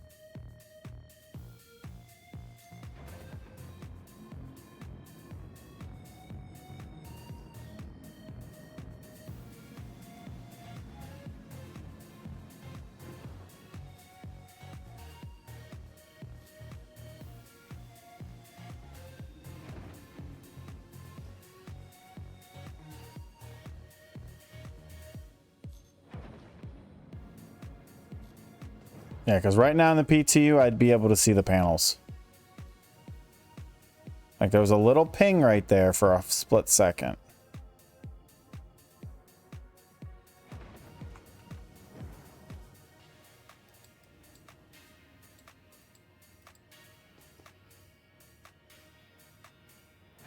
All I know is they're in this direction somewhere.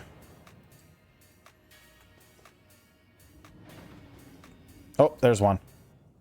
Just barely noticed it. Oh, there's the other one.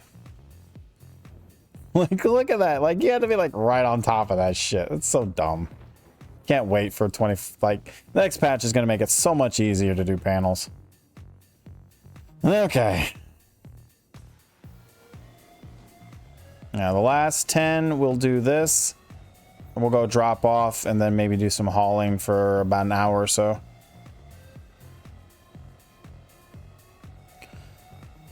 Not gonna make too much tonight. Probably about $500,000.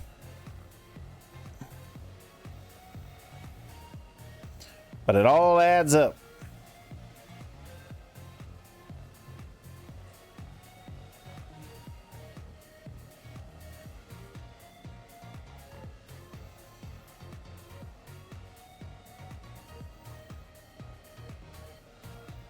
I think I'll try to stay away from salvaging for Saturday's stream just because I need to try to switch it up a little bit so my streams aren't all salvaging runs.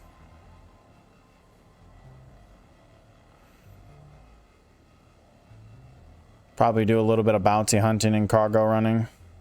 Maybe some mining.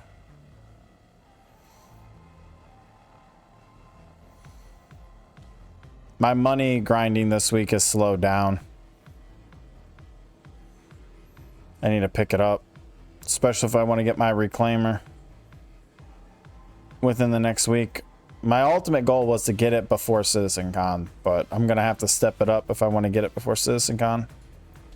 Ah, crap, hit the wrong button.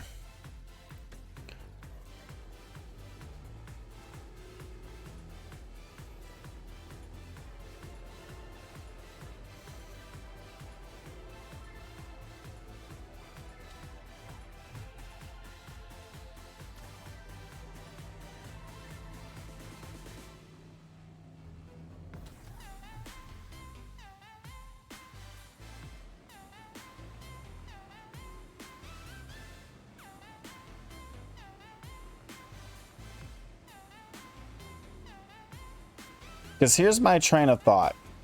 I can make the most money off of salvaging casually. And if I want to make more money, if I get the biggest thing out of the way first, that'll just increase my profits in the long run more. Instead of going for the medium tiers and working my way up. Like, if like the misfortune was in the game, I would definitely probably go for that over the reclaimer. But since we don't know much about it, I wouldn't be able to tell if it was even worth it. I mean, if the vulture's worth it, the misfortune's going to be worth it.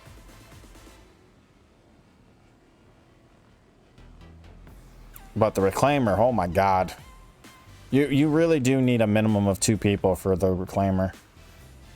It just, the time, it does more than cut the time down. I think it cuts it down by a lot. More than half.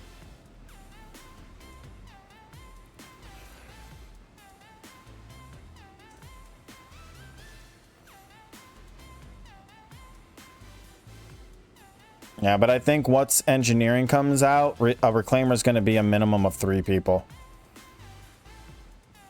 Like, you can probably get away with 2 people, but if something goes wrong, you're going to need a 3rd person to help out with engineering.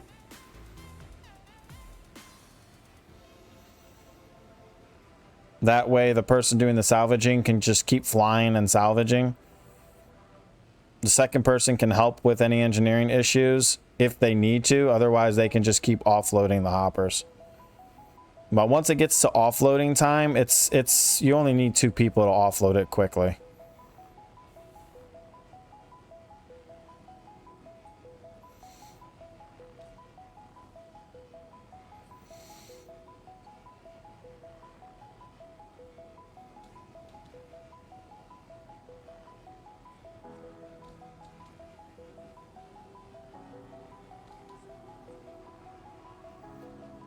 We might have to find a 3rd panel. I don't think I'm going to fill up off of the large and the medium panel.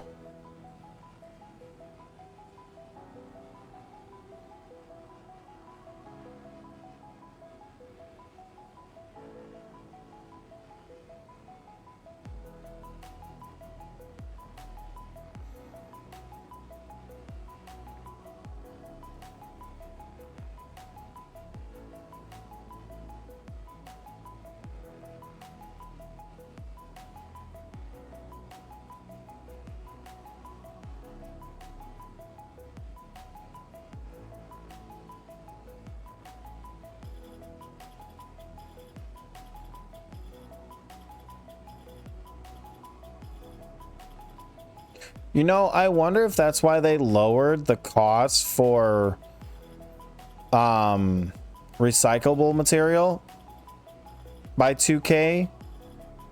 I wonder if making them easier to see was their way to balance the price, because that would make sense in my head. Like, you want the panels to be easier to find? Okay, fine, we're gonna lower it by 2K. Because if they're easier to find, people are gonna be doing them more. And if people are doing them more because they're easier to see, they're gonna be making the money faster. So to keep the price balanced in the economy, the overall economy, they would have to lower the amount of money you get or lower the amount of RCM you get per panel to keep it balanced. Because you can't just make something easier to see and then not reduce something about it. So I wonder if that was why they're going to reduce the price of recyclables again. Because that would make sense. Because right now in the PTU, it's 12.2 to 12.4K per unit, which is about a 2K reduction from what it is right now in the PU. Looks like somebody started scraping this and then filled up and left. Because this is already half scraped down the center.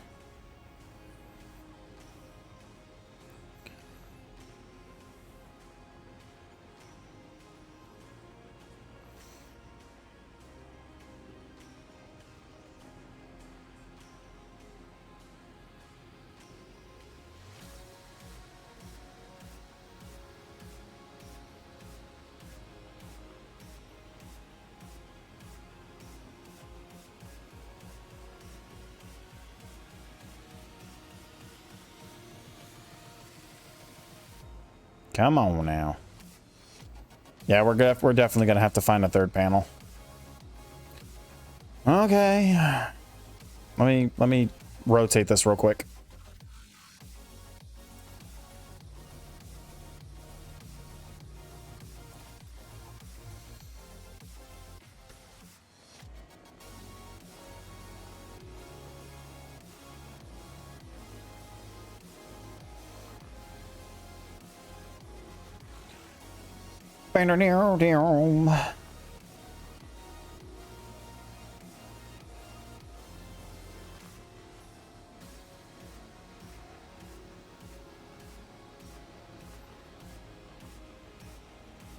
Oh, so somebody screwed somebody over on a reclaimer crew earlier today on one of the servers I was on.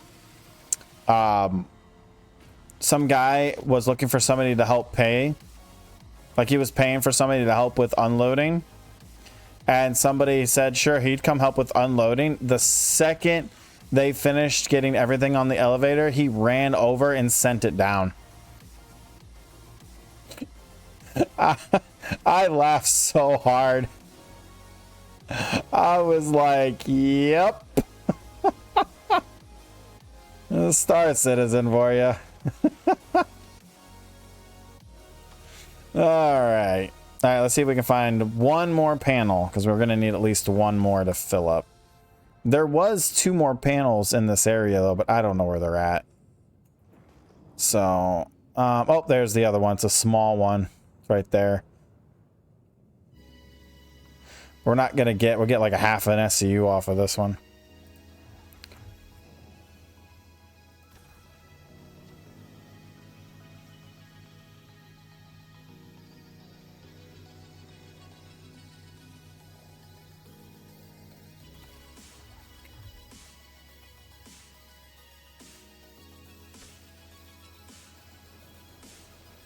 Or we're gonna get nothing? Really? Okay. Whatever. Moving on. Alright, let's find a different one. There we go. Right there. Ugh.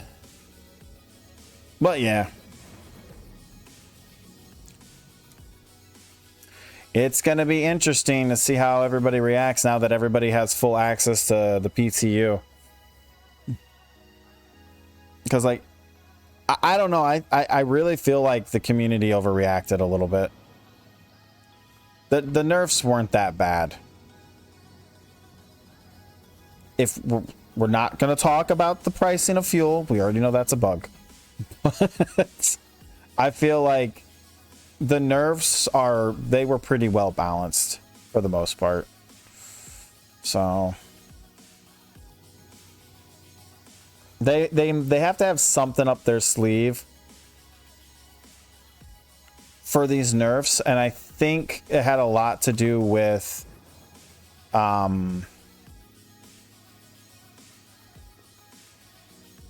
crap. Did I get too close before I got a read on those? I did. I don't know exactly where they are now.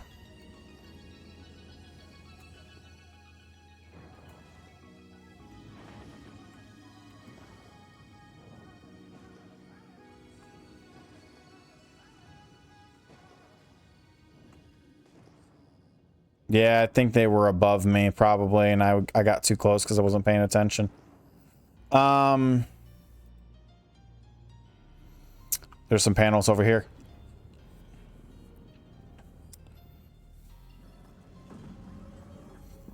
This is why I hate panel farming. Only reason why I'm doing it is because it's easier than looking for another ship. Wow, that's not true. I probably could have finished if I just went for another ship.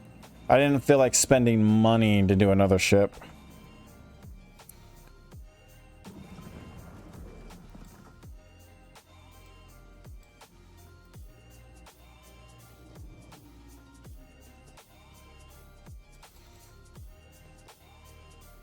All right, panels are right there because you got to go into scan mode because you got to see where the panels are. And then go into salvage mode as you get closer. So you know you're going in the right direction.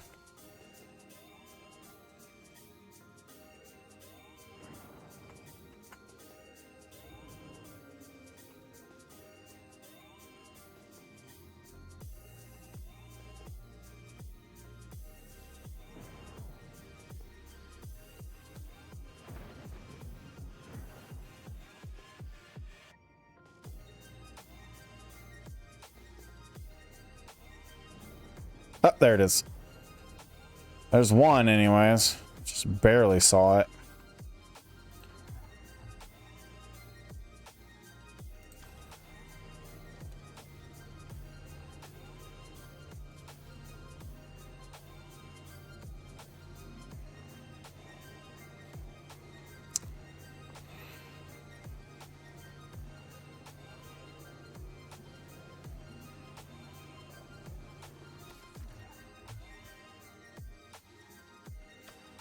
Yeah, this panel will fill us up.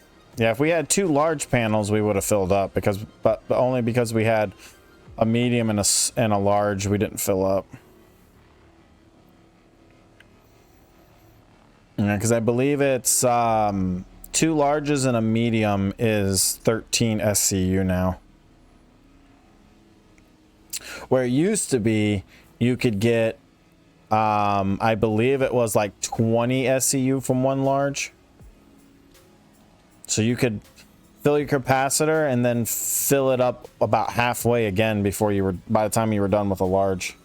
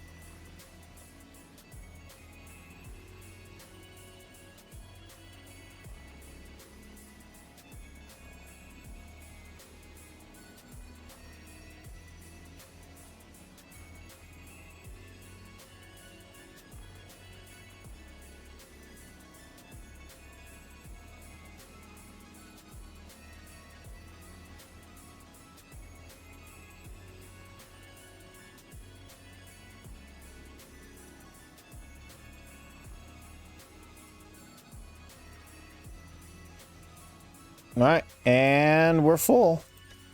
Completely full. All right. Let us go drop this off.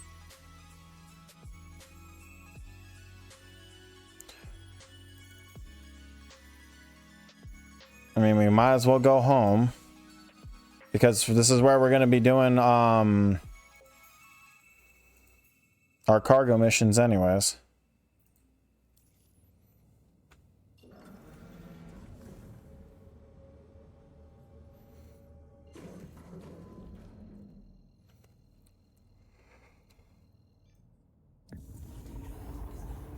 Now, I have no idea what kind of cargo missions we're going to get because I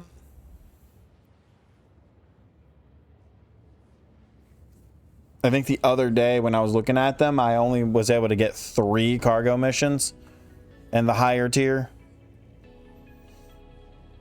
People are catching on how to do cargo running in the high tier. People are also getting into the higher tiers now.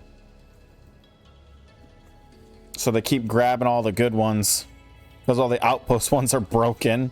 Nobody wants to do the interstellar or the solar ones because they're not worth it unless you have a big enough ship for them. And only like a handful of them allow for auto loading.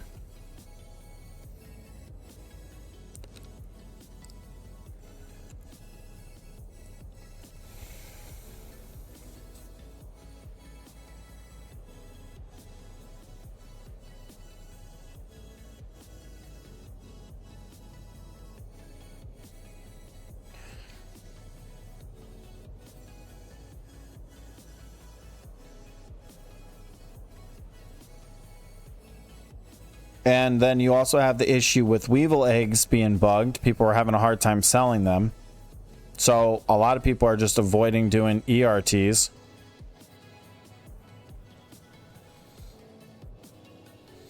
Yeah, this patch has been not the greatest for making money. Unless you're doing salvaging or you don't mind doing long-term mining.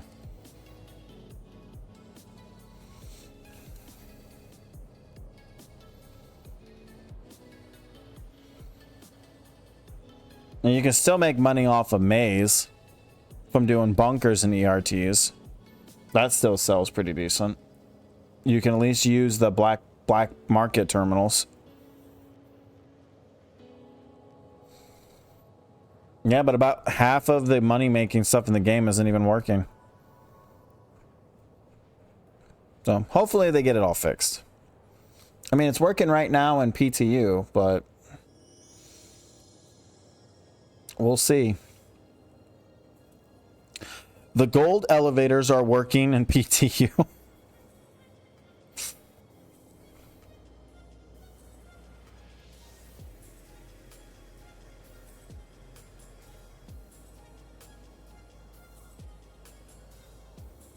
But they never work here, unfortunately.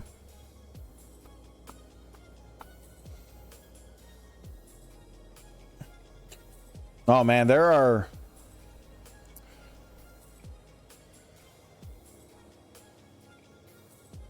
I was trying to think. There are people that are starting new accounts specifically for 4.0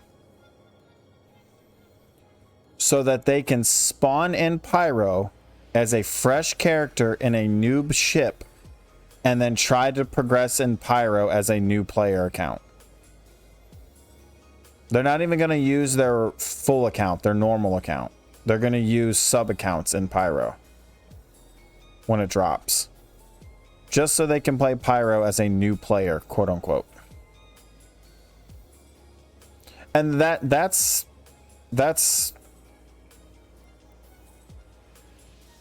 also if they even give us Pyro as a starting option on day one.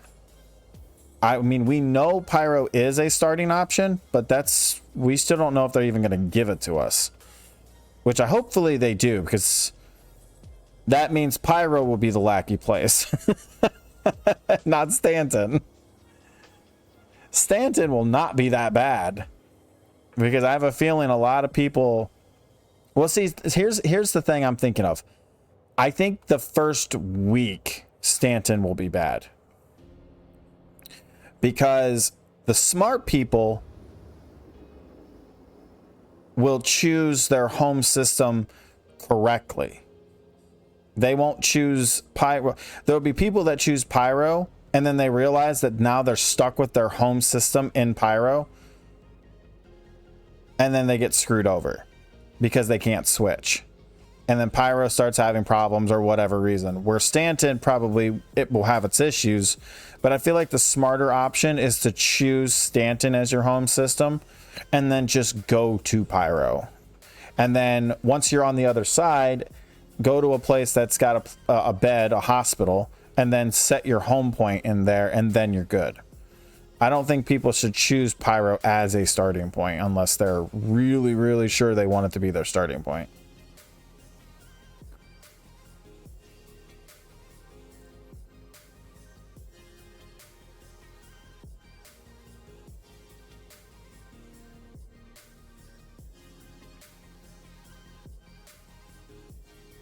We'll head down to the planet and offload real quick, and then we'll head up to the space station and see if we can do any cargo running for about an hour here. It's already 10 o'clock.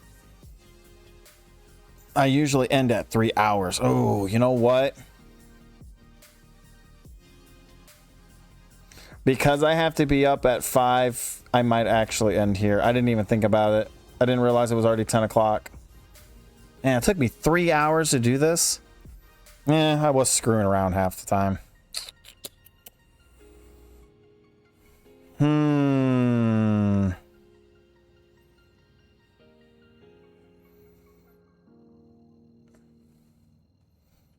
mean, we got a full run out of it. Yeah, you know what? I think we'll go sell that at TDD, and then I'll probably end it here. Because I just realized we're coming up on 3 hours, which is my normal end time on Wednesdays. And since I do have to be up at 5 a.m. and it's already 10 p.m., I should probably play the smart card here. The adult card, unfortunately. Where is the buildings? What is Micro... like, what the hell? Is New Babbage hiding behind a cloud or something?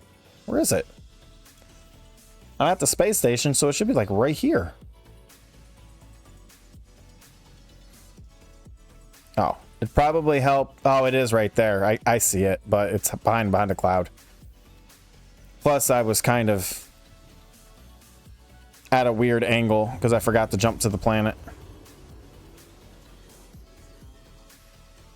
Yeah, there it is.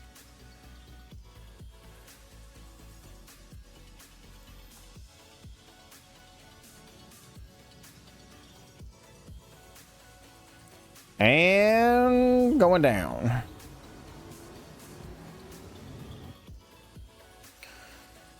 Look out below. All that effort. Come on, let me go. Let me out. Let me out. Let me out. There we go.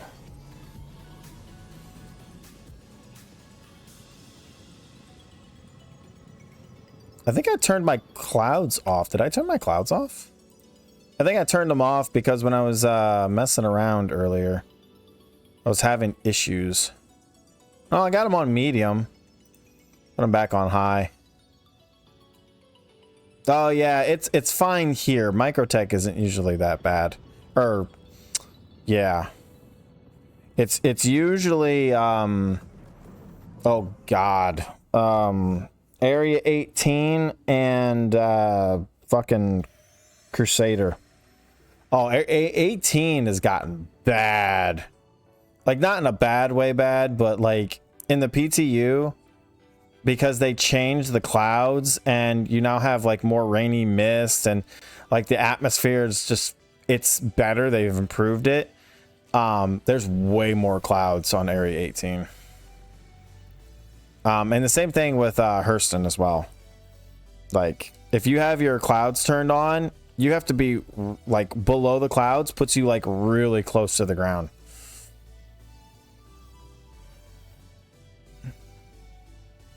So you have to be careful. I mean, I like the look of it. It looks really nice, but it's dangerous. It also makes it a pain in the ass to see the freaking the spaceport lights.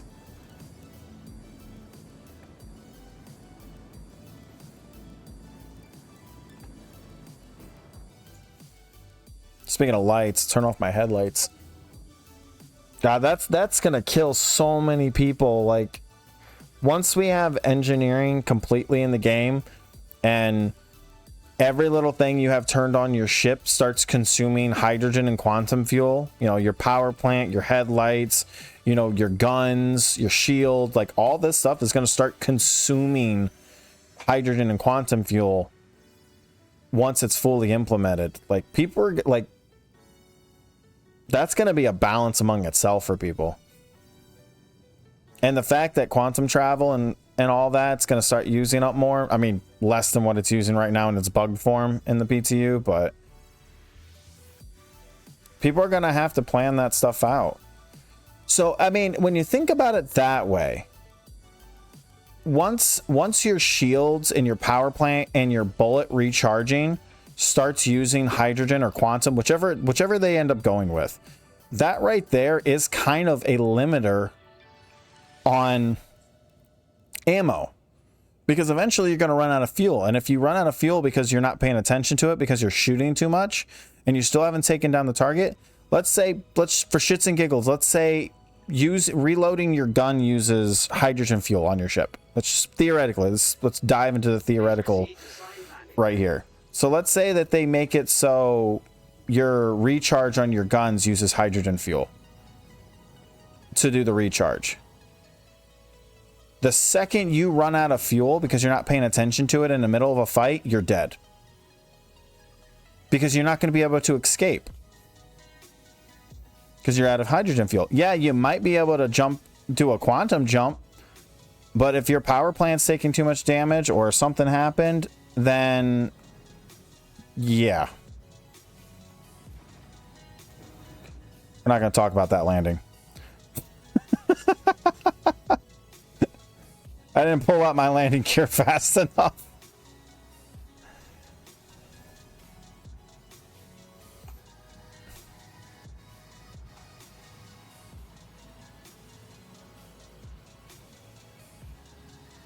So, like, that's another thing, too, that, you know, everybody's going to have to look forward to once it's in the game.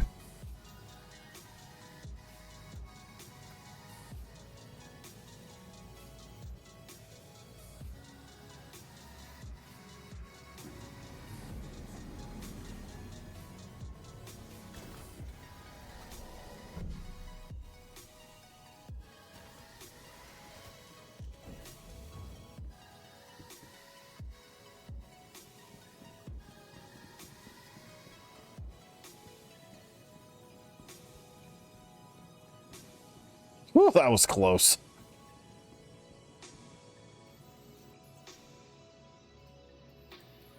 Like, what do I even have in here right now? I think I sold everything that was here. It's not letting me check. We'll figure it out in a minute. Ugh.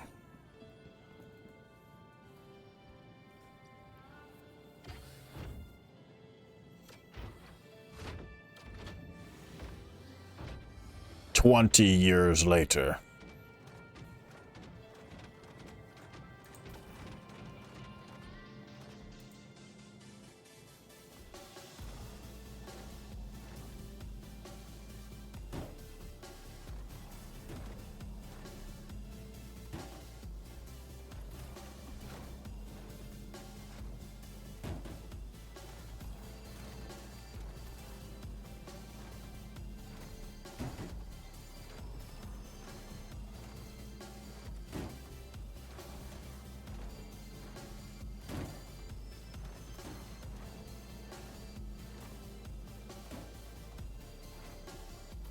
I don't care what anybody says, it still has its use.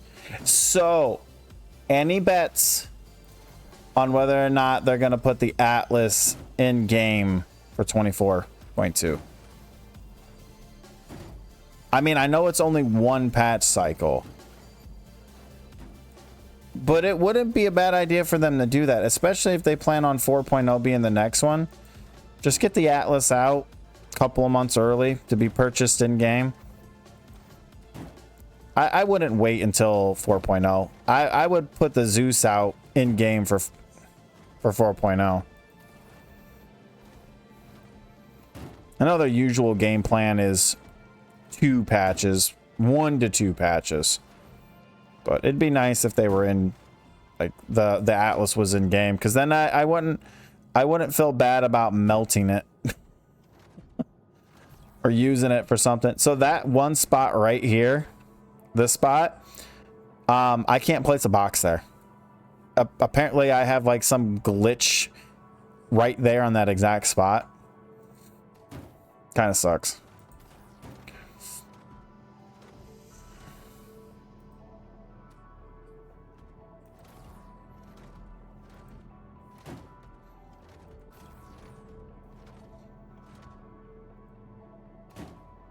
All right, there we go. Get that first initial offload done first. We're not going to talk about that helmet. I put that helmet there earlier, and I still haven't put it on the elevator. I meant to put it on the elevator to send it in. I wasn't able to pick it up to put it in my storage box by picking it up and then hitting I and then throwing it in there, doing it that way. It wouldn't let me do it, so I kind of got screwed.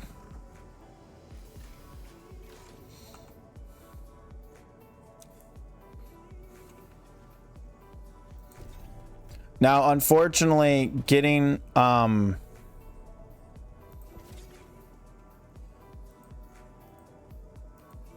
can't get in the Atlas fast enough before the second box gets out. So I can't use the Atlas to do this part. I have to do this part manually, which sucks. I've tried getting in the Atlas fast enough, it just doesn't work.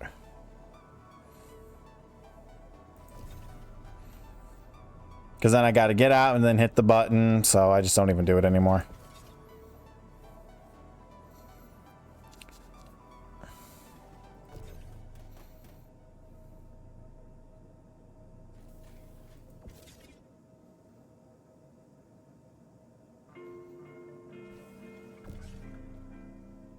Ah, come on.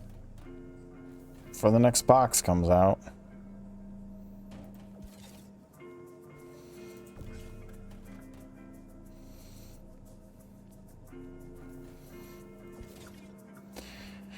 Not the fastest run in the world today, but you know what? It's another 300k roughly.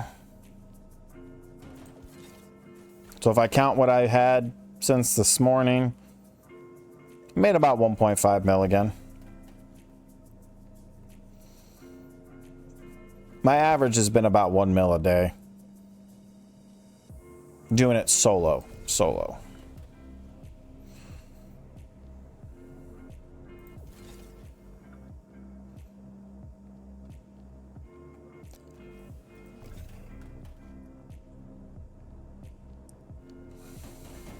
And that's going to go down with 24.2 because of the reduction in costs, unfortunately.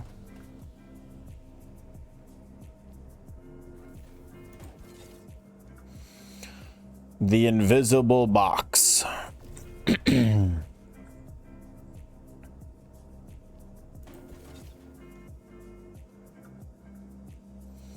like one more in there, I think. Or it could be a mix batch. Nope, that was it. Awesome.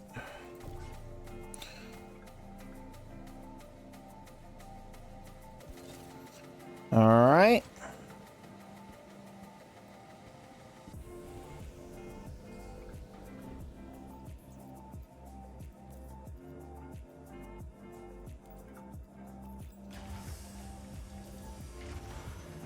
Whee!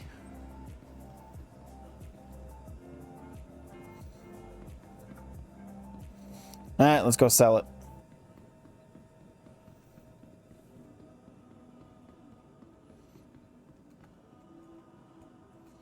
Welcome to the ASOP vehicle retrieval system. Please visit us again.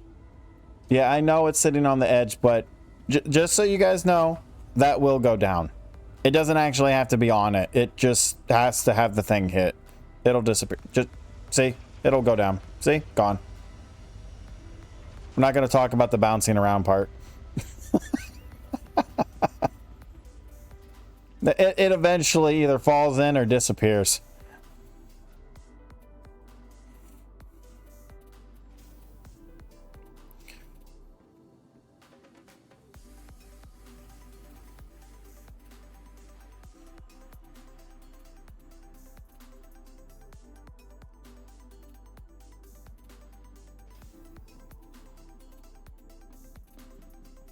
Ooh.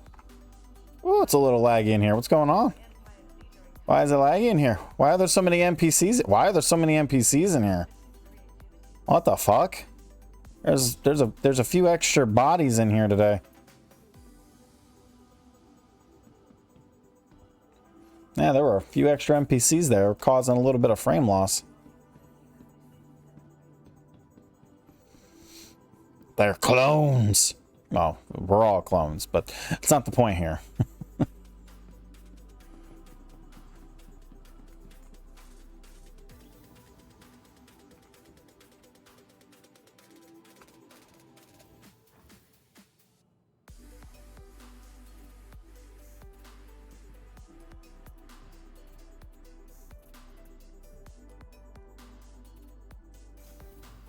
Pull open in emergencies. Good luck with that. All right, we got to go to the commons. So we got to go this way. How much time do we got to wait? Oh, of course, I just missed the train.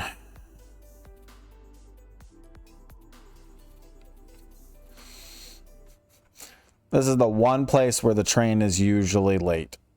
You got to wait a while. They need to add an extra train. Oh, God. This has nothing on Final Fantasy 11, by the way. So just to give a little context, in Final Fantasy 11 back in the day, we're talking early 2000. Okay, you had to take an airship. If you wanted to take an airship to get from one town to the next, there was one airship that traveled between those 2 points, and it traveled in real time. Okay, we're talking about early 2000. So 24 years ago. They were the first to do real-time travel between towns and shit with like this type of stuff. But they did it like, if this game did planetary traveling with their ship, like, which they're going to eventually do. But in Final Fantasy 11, when they did it, you had to wait 30 minutes to an hour for the airship to get there if you just missed it. Mind you, traveling on foot to get to those towns took about 2 to 3 hours if you didn't die. But the airship was 30 minutes to an hour for it to go to where it was going and come back. And then it was 30 minutes on the airship to get to where it was going. So you had to spend an hour and a half, usually an hour and a half, just traveling or waiting for the airship. Just to get to the next city, if you didn't want to go on foot. Because going on foot was more dangerous. Just imagine once they get planetary traveling, like they have this type of traveling, but they have it for planet to planet. I have a feeling they're going to purposely drag it out. You're talking 5 minutes to get down to the planet and docked. Then they'll probably give you like maybe 5 or 10 minutes to load. 5 minutes to get up into the atmosphere. Anywhere from, 5 to 10 minutes to quantum travel to the next planet. Then another 5 minutes to get down to the planet. You could be looking at 20 minutes if you took the AI version of traveling between planets. Like, I could see them doing that. I mean, if you're going to do it that way, the lazy way, or I can't use the hanger here way, then they're going to have to drag it out. And I can feel like they would use that as a money sink as well. Like you'd have to pay like 20 to 30K. I could see them doing that.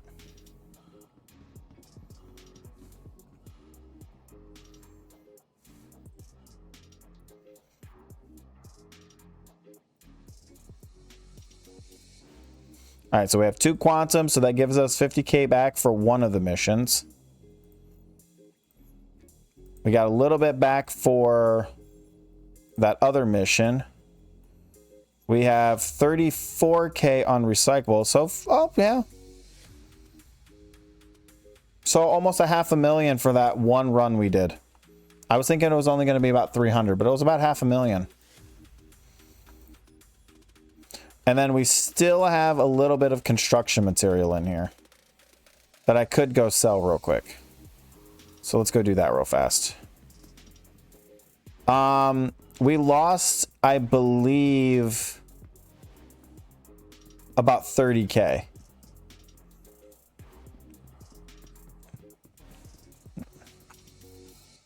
We want to go to the other side. What I mean by that is because we picked up 2 missions and we paid 100K, but we only got about 67, 70K back, something like that.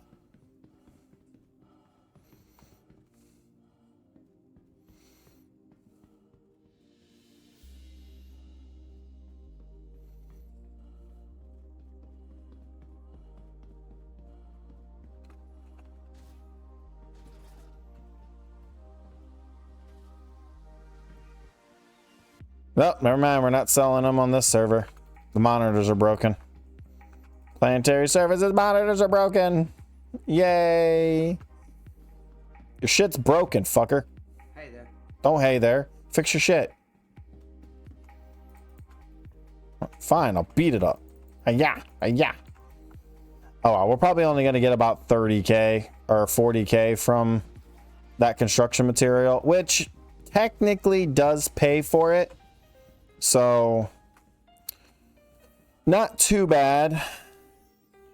If I was able to sell that, we would have gotten all of our money back from the 2 missions we picked up. So we made a little over 500K from that one run. That's not too bad. Took us 3 hours to do it though, but you know, tends to happen when I'm streaming. So we are almost at the halfway point. We need about 1.5 mil and we'll be at the halfway point. Because we need 31 million to buy a reclaimer. Wish I would have bought it when it was cheaper, but I think they did I believe there was a wipe after they did that when they increased the price. Something like that. That's all right. We'll get it out of the way. We should, my goal is to have the reclaimer before CitizenCon. So that gives me about a week and a half. Because I believe it's the 19th. 18th or the 19th is the first day for CitizenCon. So it gives us about 10 days roughly. So if I'm doing about 1.5 to 2 mil a day, I should be able to get it before CitizenCon. That is the game plan. We will get it done. And then if, big freaking if, 4.0 Ivakavi starts during or after CitizenCon, like some of the rumors floating around are suggesting, we'll be able to use the reclaimer for about 2 to 3 months before we lose it to the full wipe. And that's a big if. But we'll see. We shall see. All right. Let's see here.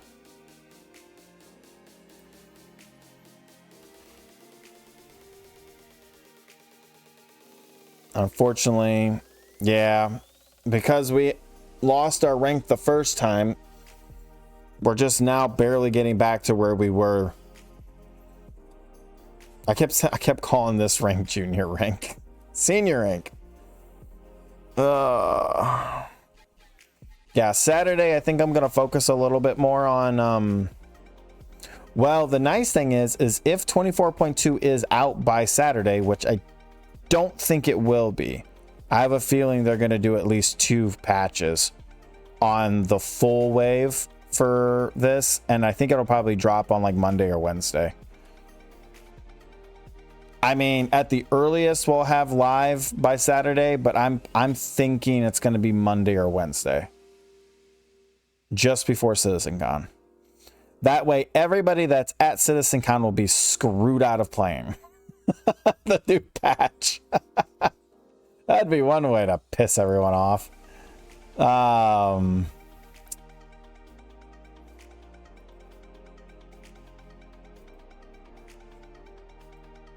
But yeah, we'll see. But that we won't lose any reputation, so we should be able to just start burning through shit.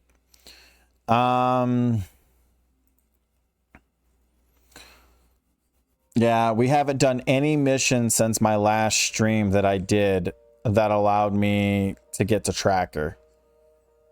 So we'll probably do bounty hunting and cargo missions on Saturday. And if, a big fucking if, 24.2 is out, we will be doing cargo running and bounty running in our Zeus. Because why the fuck not? Because I'll be upgrading my Titan to a Zeus. And then my Zeus will be my daily flyer, probably for a very long time. Until I decide to turn it into an ironclad. Yeah, I'm debating about that hardcore. But it's got to be in the game. Because I don't like the caterpillar. So I'm not going to get the ironclad until we know for sure it's coming. I'm not purchasing it. I don't care how often it goes up for sale. I'm not buying it. So I'm going to wait patiently. And then the other ship that I'm looking at potentially buying as a permanent ship is the Galaxy. That or the not the Galaxy. Well, the Galaxy is one of 2. It's between the Galaxy or the what is that ship called? The one that's got all the mods on it that can be like any type of ship. The Endurance, the Endeavor, the Expanse, something like that. Starts with an E. But yeah. But that one's a little bit higher up on the list. That's the only other ship I'm debating about getting as a permanent ship. But beyond that, that's it. Like, the Ironclad and the Galaxy are probably going to be my 2 permanent ships. Yeah, probably. We'll see. Really depends on when they come out. Like, those will be my endgame permanent ships. Everything else, I will farm myself in game. But anyways, I'm going to take off for the night, guys. Thanks for hanging out as always. I will catch you guys later.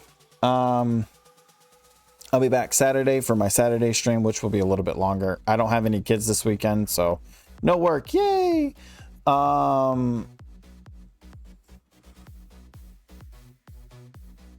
Yeah. Also, for you guys that are watching this on YouTube, because I am going to upload this raw, I'm not even going to edit it. Don't forget, you guys can always come over and follow me on Twitch. There should be a link down below. You guys can also join the Discord. I did start a org for those that would like to join up. Nothing special, it's just 2 people at the moment, but we'll get there eventually. We're going to start building up for 4.0 and looking for a small group of people to play with. Other than that, awesome, Amok. I will catch you later. Thanks for hanging out as always, man. It's always a pleasure. I'm going to go get some sleep because I have to be up for work in 6 hours. Yeah, adulting. Gotta love it. But you guys all take care. I will catch you later. Shove probably already fell asleep while watching, and I will catch him later. But anyways, guys, take care. Peace out. And thanks for watching.